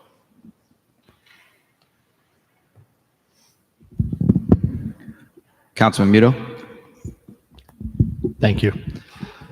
Just a quick question. We talked about the land 367-491. That's the lot behind the petitioner's current address. Let me pull out the map, Councilman. But my client's land is sufficient in area and dimensions that if Harper Street were improved where it's unimproved, behind their house would become a buildable lot by right. If that answers your question. No, what I'm asking is that becomes landlocked without an easement. So No, sir, it's not landlocked because it would merge with the lot in front of it that has frontage on the. You're merging it. You're merging the lots. Well, it would happen when you don't have frontage. It would happen by operation of law because you can't create a lot without frontage on a street. Thank you for clarifying that. You're welcome. But it would merge definitely. And we don't have an issue with that. Councilman Lattiser. Yes, thank you. I'd just point out that in the position paper, it specifically states that the city staff had no objections. City Engineering Division, Water Division, Sewer Authority, Fire Department, Police have no objection to the proposed abandonment. So I would think it's safe to say that if the Sewer Authority or the Water Department had any possible idea that they may need to have this, they would have put that in there. And oftentimes I've seen over the years that sometimes we do need to make exception to policy because sometimes these policies can become somewhat outdated, if not totally outdated.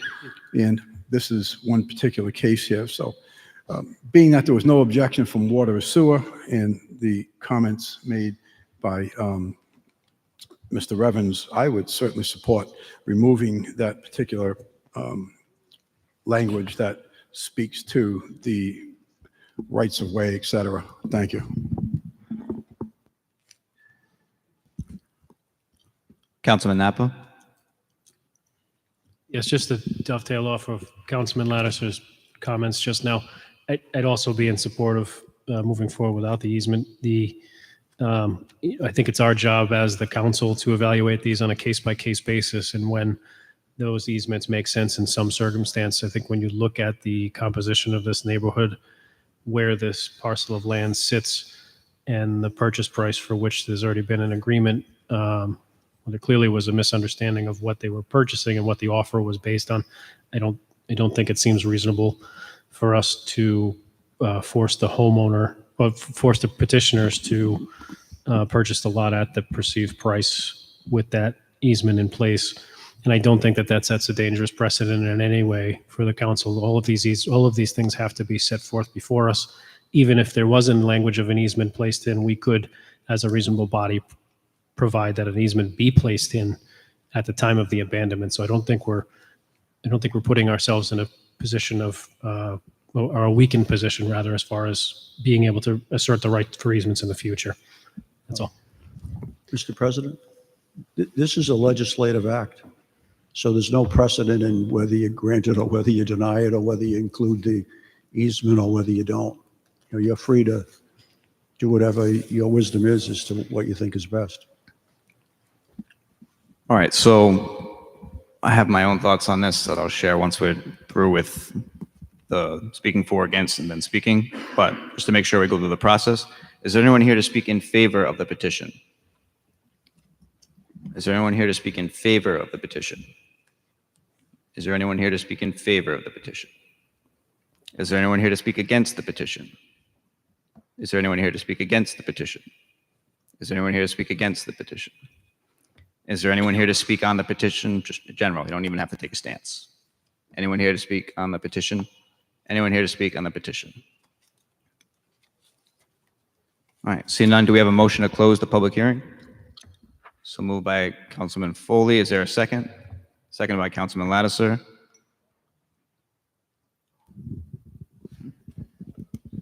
Clerk, if you can call the roll, please. Mr. Sinapi? Yes. Mr. DeLuise? Yes. Mr. Foley? Yes. Mr. Kirby? Yes. Mr. Lattiser? Yes. Mr. Udo? Yes. Mr. Napa? Yes. Mr. Ricks? Yes. 8 yes to close the public hearing. All right, the public hearing is now closed. So just my own thoughts. I don't disagree with anything anyone said, frankly.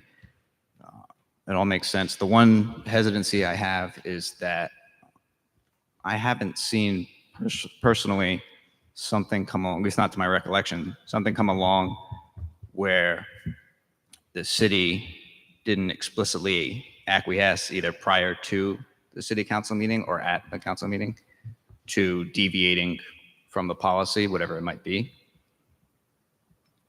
And given that this is not a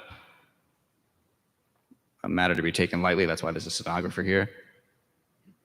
I would prefer personally that we simply hold this so that the city and the petitioner can connect on it and everyone reach alignment one way or another, regardless of which direction they go, rather than us having to play judge and jury on a situation that's not really a high conflict situation. No one is really at each other's throats or anything like that. It just seems to be a misunderstanding that likely can be worked out one way or another. So that's my preference. To each their own, though. So if we were to hold it, I'd prefer to hold it till probably May 5th, give everyone time, plus with vacation coming up. But are there any other questions or comments on this first? Councilman Lattiser. Mr. President, before entertaining or considering a motion to hold, I would just like to ask the director or the chief of staff if either of you would have any objections to removing this language. And before you answer, if the answer is no, fine. If the answer is yes, then by all means, I would support the council president's opinion of holding this so you guys can, take off the gloves and do whatever you got to do. So what's your answer, sir? Good evening, Bill Facente, Chief of Staff to Mayor Picozzi. The city has historically requested and required a permanent easement, whether there's plans for future water lines, sewer lines, today, tomorrow, 40 years from now, drainage work. Whenever we abandon roadways, we've historically asked for and received permanent easements. And this would be no different. So the city would insist. There was an April 23rd memo from the city engineering department that specifically says if the abandonment is authorized to proceed, the city of Warwick must be granted a permanent perpetual easement to maintain and install utilities. The January 22nd memo from Director Kravitz lists that the city departments had no objection based on a part of maintaining a permanent easement. So that answers your question. It does. And with that said, I would certainly have to agree with the council president. And, you guys go back to the ring and figure out what you're going to do with values, et cetera. Thank you. Councilman Napa?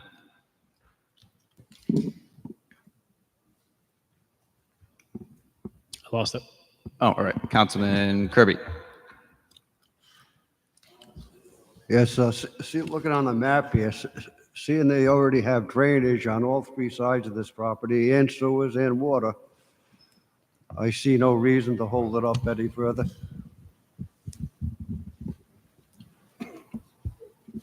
Got it back. All right, Councilman Napa. Maybe to the chief or Director Kravitz, I'm not sure who could field this question, but the memorandums that you referenced, were those only circulated in-house or were those presented to petitioner's counsel or the petitioner themselves? I'd have to check with my staff. Lydia handled a lot of this, so the additional time would help with all of that too. Yeah, and I think if there wasn't a exchange of information, I think it's in support of Council President to hold it and allow time to make sure everybody's on the same page. And I should ask too, we can hold it to the prior meeting as well, April 21st instead. I just picked May on the chance that there wouldn't be a lack of time. But if that's too much, then April 21st works too. But I don't know if the petitioner or the city has a preference. Mr. President, I'm not available on the 21st. I'd be available any day after that. Thank you. All right, that makes that easier. Councilman Lattiser? Mr. President, just had a thought here. Obviously, we're looking at expenses as well for having the stenographer come back for another meeting. So would it be appropriate to maybe take a 10-minute recess and see if the two parties can come to some agreement right now? It doesn't seem to be like some big deal.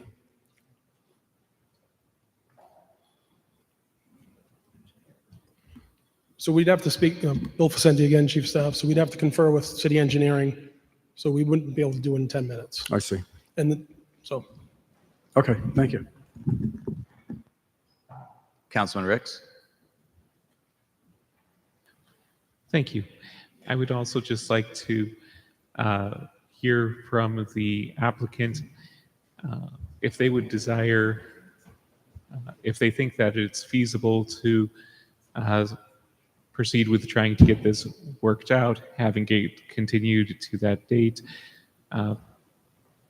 As I also want to be cognizant of the costs and the delay to the petitioner here as well.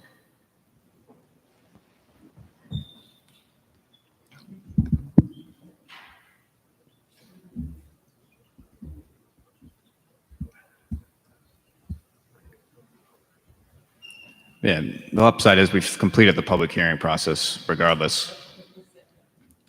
So that won't need to be done again. So does anyone like to make a motion to hold until the May 5th meeting? Motion made by Councilman Foley. Is there a second? Second. Motion made and seconded. Any questions or comments on the motion? Seeing none, clerk will call the roll to hold until the May 5th meeting.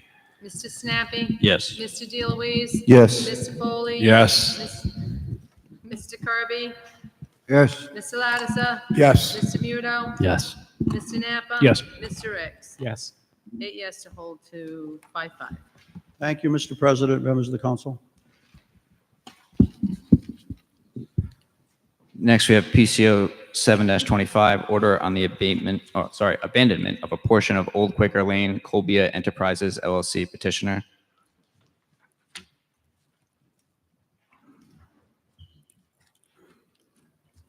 Councilman Napa, could you please request to open the public hearing on behalf of Councilman Gebhardt? Yes, I'd like to request that we open the floor, open this issue for a public hearing. Is there a second on the motion? There's a second by Councilman Lattiser. Clerk will call the roll. Mr. Sinapi? Yes. Mr. DeLuise? Yes. Mr. Foley? Mr. Kirby? Mr. Lattiser? Mr. Muto? Mr. Napa? Yes. Mr. Ricks? Yes. 8 yes to open the public hearing. All right, public hearing is now open. And I would just catch something that I didn't catch. Public properties, what was your recommendation on this? Recommend open public hearing. Perfect. All right, public hearing is now open. Is the petitioner here or a representative thereof? Yes, James Hall, General Counsel for the petitioner, Colbia Enterprises, with an office at 695 George Washington Highway in Lincoln. Howdy. Feel free to go on with your presentation. Well, I think I'd like to have the hearing opened and possibly closed, but I think having seen the prior petition, we're going to end up in the same situation. Okay. But I think we can discuss that maybe at the end. The petition is for Colbia Enterprises, which is the abutter of the property that's proposed for abandonment, to purchase the property when we had the property appraised and when there was an agreement to purchase the property. It was fee simple, unencumbered, without any sort of easements being retained by the city. The property has, the abandonment of the property and the purchase of the property has gotten a positive recommendation from the planning board. The property ceases to be useful as a highway or driftway and fits all the criteria for abandonment. The area that is set for abandonment, as you can see from the papers, is actually not any part of the paved portion of Old Quaker Lane. It's an area adjacent to Old Quaker Lane, an area that's currently occupied by the curb cuts, utility poles, signage that's associated with the Seasons Corner Market at that location. The roadway, paved surface, and travelways are unaffected by anything in the proposal, including what is the real purpose of our acquisition of the property, which is a small expansion on the backside of the car wash in order to facilitate a more environmentally friendly car wash. Which brings up the point of the possibility of there being an easement, a blanket easement across the property. Frankly, if there is a blanket easement across the property, then we can't put that small shed on the back of the car wash, and it would sort of obfuscate the entire purpose of the purchase. Again, it's a purchase of roughly $36,000 to purchase this property, which would be taxable after we purchase the property. We would have no use for it if there's a blanket easement, and we couldn't construct that small shed on that area after we purchase it. If there's any questions, I'd like to answer any questions, and if we have the open hearing open and closed in order to then have further discussion with planning, I'd be happy to answer any of that. I've got Louis Barone from not Crossman Engineering. That's bad. That was bad. Sorry, not Crossman on this project. From Dupree Engineering, if you have any technical questions, but I think it's a pretty straightforward proposal. I think the council's well aware of the standards and what the application is, simply based on the prior application being heard. So Director Kravitz, is it the same position for the city as far as the easement? Yes. Already? Well, that cues us up for Councilman Ricks, looks like. Thank you. Are there any specific plans for using this particular easement for any of those purposes?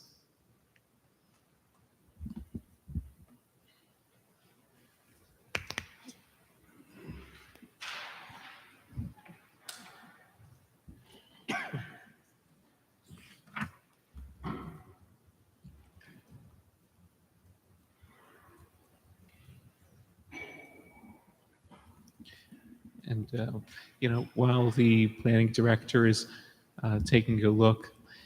I'm sorry, I thought that question was directed to the applicant. Oh, pardon me. rather to the planning director, if there were reservations of easements that the city wished to maintain here, that various utility easements, that is, that would be anything that the applicant is objecting to or has an issue with. If the city has any particular plan or thinks it likely that any easement of that nature would actually be used in this circumstance. Unless I was misunderstanding what was being raised earlier. This is a partial abandonment now. So it would be the city's position, policy, as they've always done, to retain a utility easement if needed in the future. Thank you. And is there any issue with that reservation? There would be an issue with their reservation because it's a blanket easement across the entirety of the property. So it would prevent any development or improvement anywhere on that property. That would violate the easement. So it'd obfuscate the entire purpose of the abandonment and the purchase. This property is a little bit different, and I do understand the position that the planner's in. Again, this is policy. It's not law. It's not ordinance. It's just custom. But in this particular instance, if indeed there was a need to put any sort of utility in that area, it would go down the roadway, as it generally does. I think in this particular instance, it's a little different than sort of a drainage, on-site drainage issues or an easement in order to handle drainage. This would be truly utilities, water utilities that, as are customarily done, would go under the roadway, which the roadway will still be in full existence. Half of that road is still in Warwick. The other half of the road is in West Warwick. But again, I do understand the position that the planner is in at this point with regard to having this policy and having to deal with this probably after the hearing. The appraisal that was performed by your clients, did that imagine, was that prefaced on receiving the land in fee simple, or was there any assumption in there by the appraiser that the city would reserve these particular types of easements? It was fee simple unencumbered. So there was no anticipation that there would be a reserved blanket easement over the property. I see. So there may be an issue similar to the issue with the previous petition, and it's a good thing that that was brought to our attention. Putting that aside, and I know that that's an awful big caveat here, but simply while we're on the record, there were some issues that prior to the public hearing I had run by you. I had similarly had a discussion with the planning director earlier today. It's my understanding that there was a notice sent to the town of West Warwick. If you could answer on the mic. Oh, sure. Yeah, there was notice sent to the town of West Warwick, and many of the abutters are actually over the line into West Warwick. There was a notice also sent to the Historic Cemeteries Commission, which has a cemetery over the line on the West Warwick side, and I know that was brought to your attention as well. Thank you.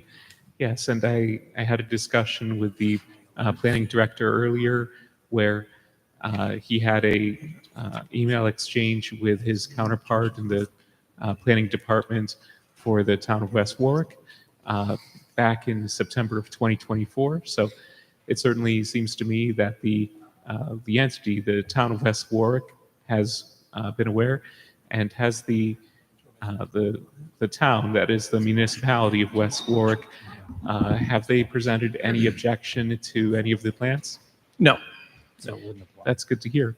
So to clarify while on the record, this abandonment would not affect the roadway itself, correct? Correct. no change to the roadway, and that roadway is over 25 feet wide, curb to curb, correct? It is. Okay, thank you. That addresses a potential concern about the buffer zone between the historical cemetery and where any improvement may be. So it seems to me that those various other concerns that had been brought to my attention have been addressed, and now that leaves that one outstanding issue. So I'll simply defer to my colleagues for the moment and reserve my time. Okay. And just to follow up, even if the roadway were not 25 feet wide, any disturbance within 25 feet of any cemetery has to go through the State Cemeteries Commission. There's a whole process when you're that close to cemetery. Fortunately, we're not going to be anywhere near a cemetery with what we're proposing.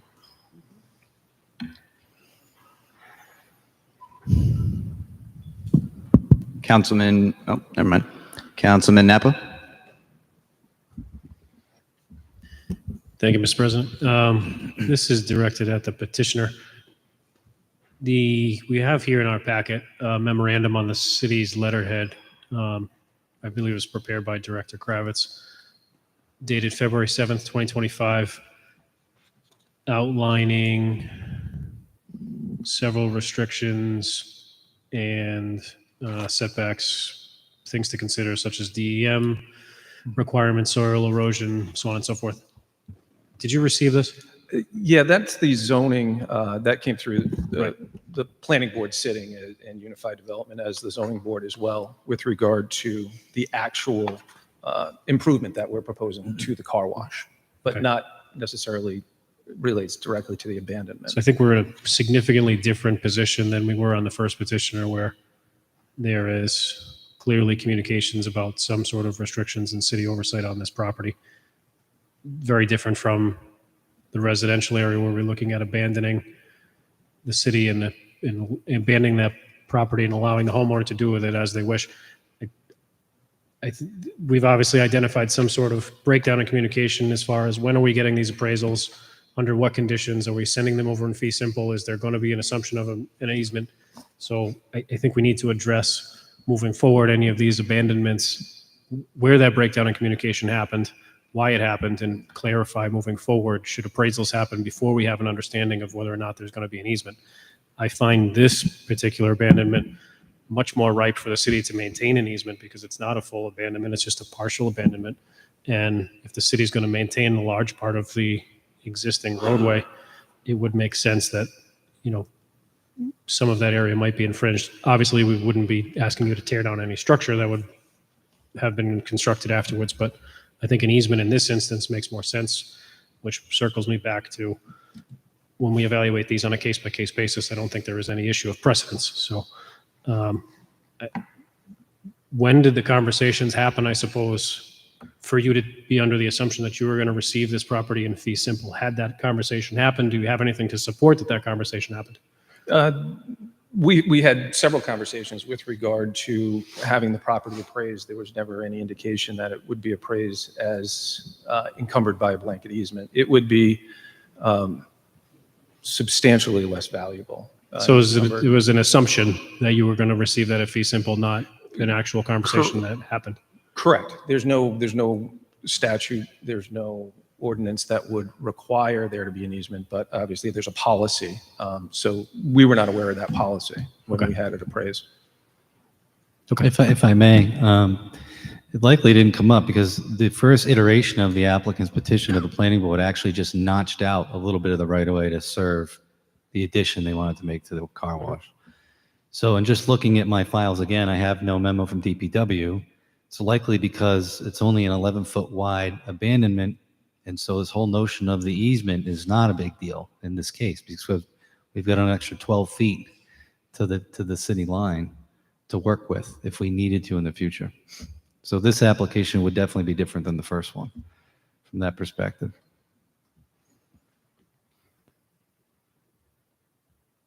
That's the last of my questions.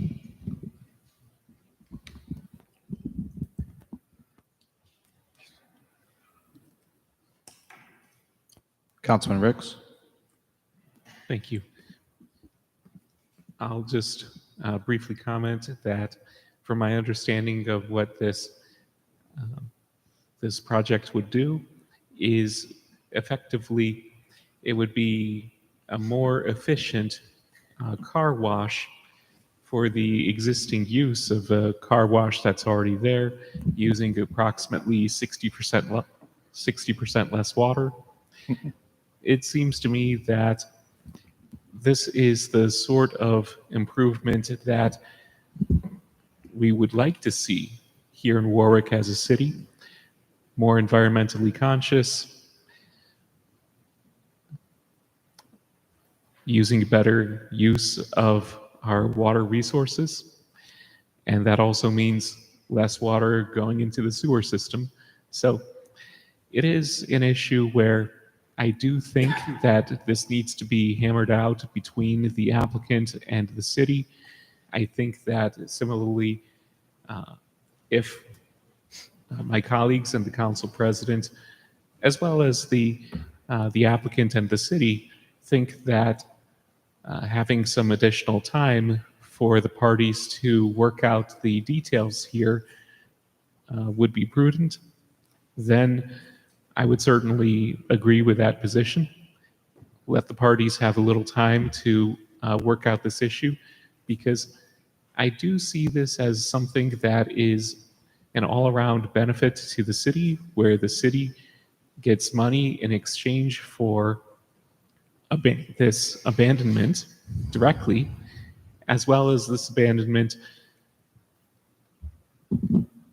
otherwise being in alignment with improving the environment, better use of resources here locally. So that's all that I have to say on this topic right now, and I would reserve my time. Thank you. All right, so we'll go through the standard process first before we do anything else. So first, is anyone here to speak for the petition? Is there anyone here to speak for the petition? Is there anyone here to speak for the petition? Is there anyone here to speak against the petition? Is there anyone here to speak against the petition? Is there anyone here to speak against the petition? Is there anyone here to speak on the petition at all, in any regard? Is anyone here to speak on the petition? Is anyone here to speak on the petition? Seeing none, do we have a motion to close the public hearing? Councilman Foley moves. Councilman Ricks seconds. Any questions or comments? Oh, no. Clerk will call the roll on the motion to close public hearing.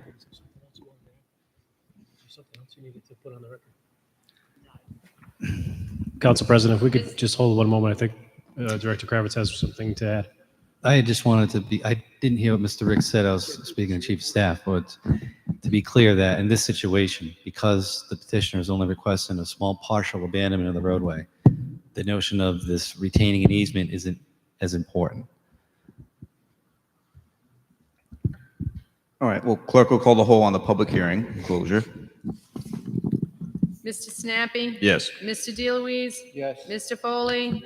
Mr. Kirby? Yes. Mr. Lattiser? Yes. Mr. Muto? Yes. Mr. Napa? Yes. Mr. Ricks? Yes. 8 yes to close the public hearing. All right, the public hearing is now closed. So just for my own edification, I'm unclear, truthfully, as far as where we stand. It sounds like the city doesn't have as much of a concern regarding the easement. It sounds like the petitioner, it's a, at least for tonight's purposes, a deal breaker to have said easement. So is the city okay with it being removed, or do you wish Yes. to do? All right. Yeah. There we go. Now I am very clear. So that would be in the order, I think it is again number 6. Yes, it is number 6 on the order on the abandonment. So does anyone wish to make a motion to remove order number 6?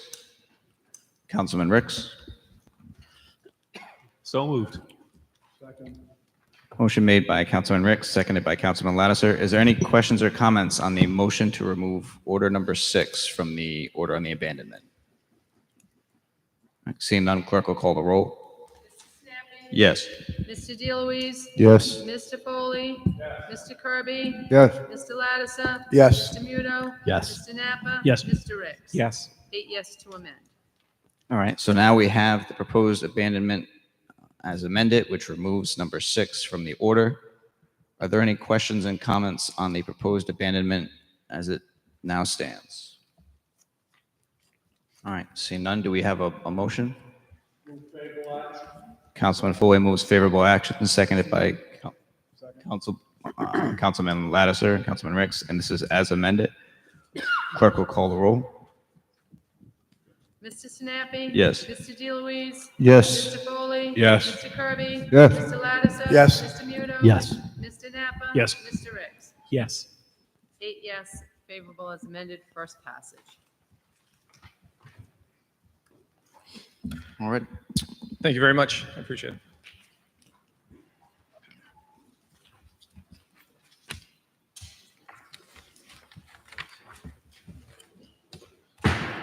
And Councilman Lattiser, do you have something before we move on to unfinished business? Or wait, I lied to you. You were going to do it before unanimous consent. It's your call. I can do it now or I can do it after. It's up to you. Okay, I'll do it now. I'd like to request, I believe, based on Robert's rules, to Council Solicitor.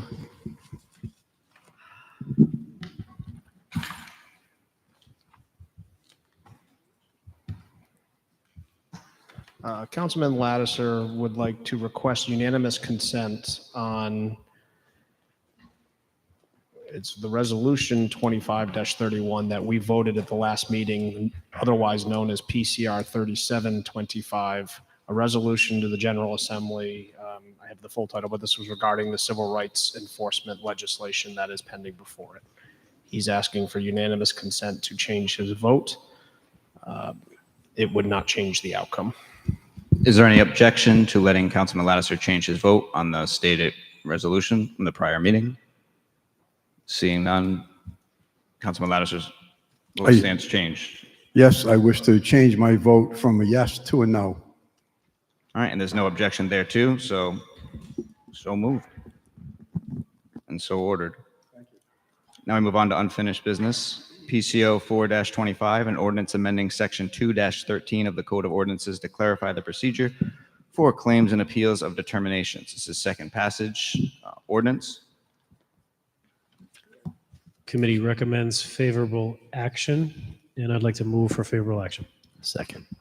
Seconded by Councilman Muto. Any questions or comments? Seeing none, clerk will call the roll. Mr. Sinapi? Yes. Mr. DeLuise? Yes. Mr. Foley? Mr. Kirby? Yes. Mr. Lattiser? Mr. Muto? Yes. Mr. Napa? Yes. Mr. Ricks? Yes. 8 yes, second passage. Next, PCO 6-25, an ordinance to prohibit through trucking on Orchard Avenue. This is ordinance. Committee recommends to hold till the meeting on June 16th. I'd like to make the motion to hold this until June 16th. All right. Any objection to that motion? To the hold until June 16th? Seeing none, so ordered. Now we have new business. PCR 28-25, a resolution naming the North Country Club Field walking path in honor of Harry Carter. This is Councilman Foley in Committee Public Properties. Committee recommends favorable action. For action, Councilman Ricks. I'll defer to my councilman colleague from Ward 1. Move favorable action. Second. Seconded by Councilman Ricks. Any questions or comments on the resolution? Seeing none, clerk will call the roll. Mr. Sinapi? Yes. Mr. DeLuise? Yes. Mr. Foley? Yes. Mr. Kirby? Yes. Mr. Lattiser? Yes. Mr. Muto? Yes. Mr. Napa? Yes. Mr. Ricks? Yes. 8 yes, motion passes. Next, we have PCR 38-25, a resolution in observance of Arab American Heritage Month. And this is public properties. Committee recommends favorable action. I move favorable action. Motion made by Councilman Ricks, seconded by Councilman Foley. Any questions or comments on the resolution? Seeing none, clerk will call the roll. Mr. Sinapi? Yes. Mr. DeLuise? Yes. Mr. Foley? Yes. Mr. Kirby? Mr. Lattiser? Yes. Mr. Muto? Yes. Mr. Napa? Yes. Mr. Ricks? Yes. 8 yes, motion passes. Next, we have PCR 41-25, a resolution ratifying the memorandum of agreement between the City of Warwick and Local 1651, Council 94, AFSCME, AFL-CIO to clarify the calculation of employee contributions to the other post-employment benefits trust fund. This is Finance. Councilman Lattiser. Committee recommended favorable action. Second. So, Move favorable action on PCR 41-25. and seconded by Councilman Muto. Any questions or comments on the resolution? Seeing none, clerk will call the roll. Mr. Sinapi? Yes. Mr. DeLuise? Yes. Mr. Foley? Yes. Mr. Kirby? Yes. Mr. Lattiser? Yes. Mr. Muto? Yes. Mr. Napa? Yes. Mr. Ricks? Yes. 8 yes, motion passes. On to unanimous consent. First, we have PCO 9-25, an ordinance amending the fire department composition age requirements for appointees, superintendent of fire alarms, mandatory retirement ages, and definitions. This would be second passage. So is there any objection to hearing this item at this time? Seeing none, we are able to do so. Council President. Objection. Councilman Napa. Oh, Councilman Ricks. Thank you. While reserving an objection, I would raise the question of why this is being held for unanimous consent for second passage instead of going through the usual process of being docketed for second passage. All right, so just so I'm clear, there's potential objection to unanimous consent. First, you want to have that inquiry? Correct. I'm not at this moment raising an objection to proceeding.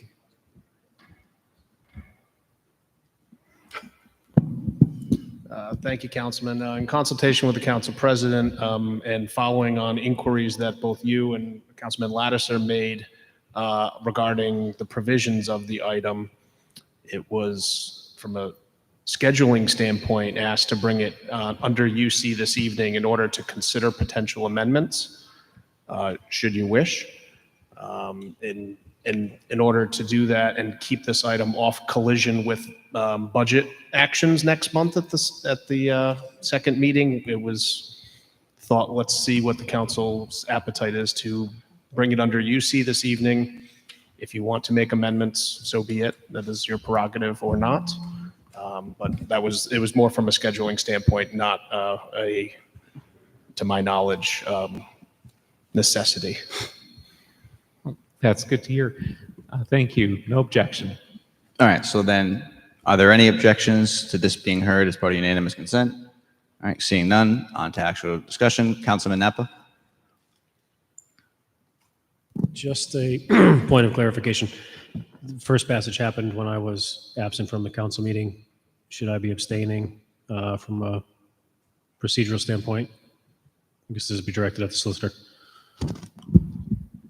If you have reviewed the record and feel comfortable in engaging in the action item, then that is up to you as to whether or not you wish to participate.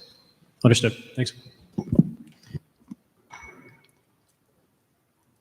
All right, so are there any questions and or comments on the proposed ordinance?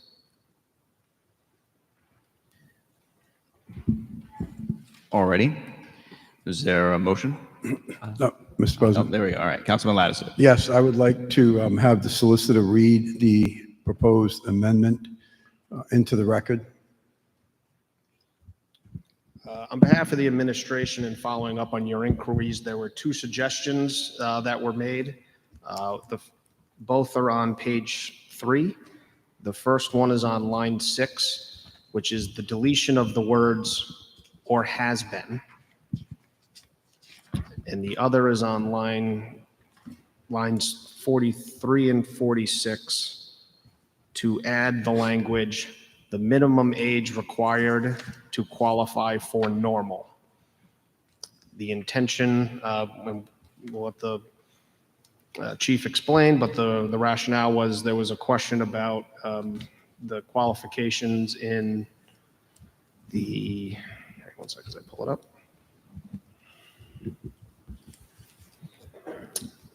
The first one having to be who is or has been a sworn member. This clarification is making the addition only be pertinent to expanding the definition of employee by adding those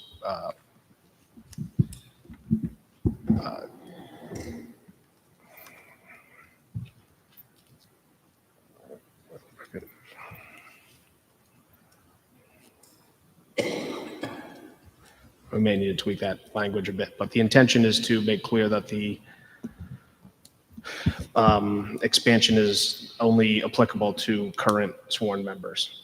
The other, Councilman Ricks, was about ensuring the clarity is there that this is about the normal age for Social Security. And that is accurate on my, at least that particular concern with this issue, in addition to the fact that coming before us under unanimous consent for this item, that was the first thing that struck a chord. Then when I'm looking at this language where it says or has been, that just strikes another chord and makes me start to wonder what's the purpose behind this. And that's why I raised the issue on that particular 3 words. So are you making a motion for the amendment? Make a motion for the amendment that Solicitor Walsh has put forward. All right. Is there a second on the motion? Councilman Ricks? All right. So motion made to amend and seconded. Are there any questions on the proposed request to amend? Seeing none, clerk will call the roll. Mr. Snappy. Yes. Mr. DeLuise. Yes. Mr. Foley. Yes. Mr. Kirby. Yes. Mr. Lattiser. Yes. Mr. Muno. Yes. Mr. Napa. Yes. Mr. Ricks. Yes. 8 yes to amend. So now the ordinance stands amended. Are there any questions or comments on the proposed ordinance as amended? Seeing none, do we have a motion? Move favorable action. Motion made by Councilman Foley, seconded by Councilman Ricks. As amended, this would make this first passage. Any questions or comments on the motion? Seeing none, clerk will call the roll. Mr. Snappy. Yes. Mr. DeLuise. Yes. Mr. Foley. Yes. Mr. Kirby. Yes. Mr. Lattiser. Yes. Mr. Muno. Yes. Mr. Napa. Yes. Mr. Ricks. Yes. 8 yes, first passage as amended.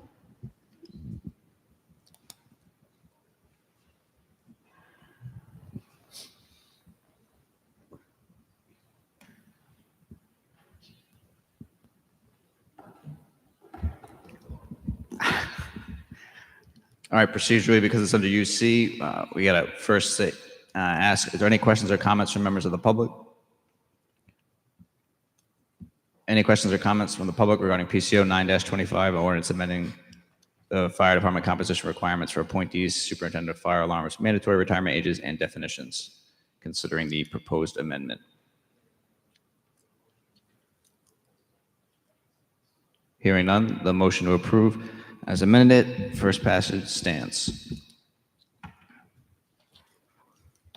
All right, next we have still unanimous consent, PCR 45-25, a resolution requesting the General Assembly to amend RIGL 44-5-67.2 regarding property tax classification for the city of Warwick to better stabilize property tax payments. This is on behalf of the administration. Oh, Mr. President? sorry. Is there any objection to hearing this under UC? Is that a question on that first? No, it's an objection. I object. All right.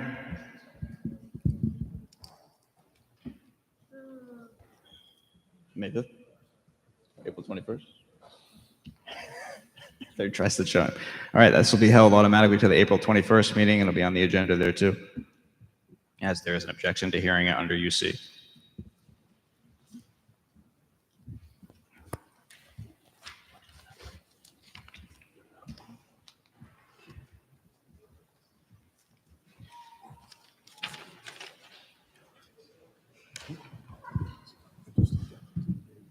Seeing no further business, do we have any motions to adjourn? Oh, docketing? Since there are no further business in front of this honorable body, I move that we go to a docketing session. Second. Any objections? All right.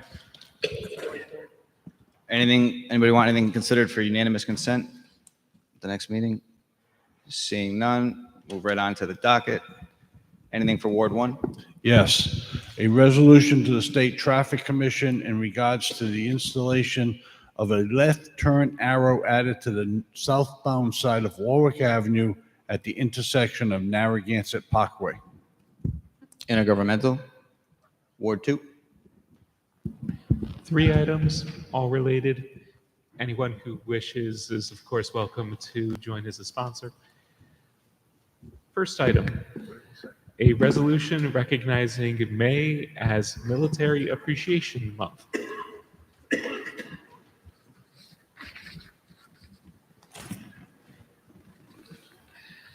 Second item, or I'm sorry, I won't interrupt there. No, Community Affairs, so yep, go ahead. Thank you. Second item, a resolution recognizing May as Jewish American Heritage Month. Community Affairs. And third, I think I have them all here, a resolution recognizing May as Asian American, Native Hawaiian, and Pacific Islander Heritage Month. So Community Affairs. That's all. Thank you. Ward 3. Pass. Ward 4. Pass. Ward 5. Yes, Mr. President, I have an ordinance, and the title is School Department Bargaining Contracts.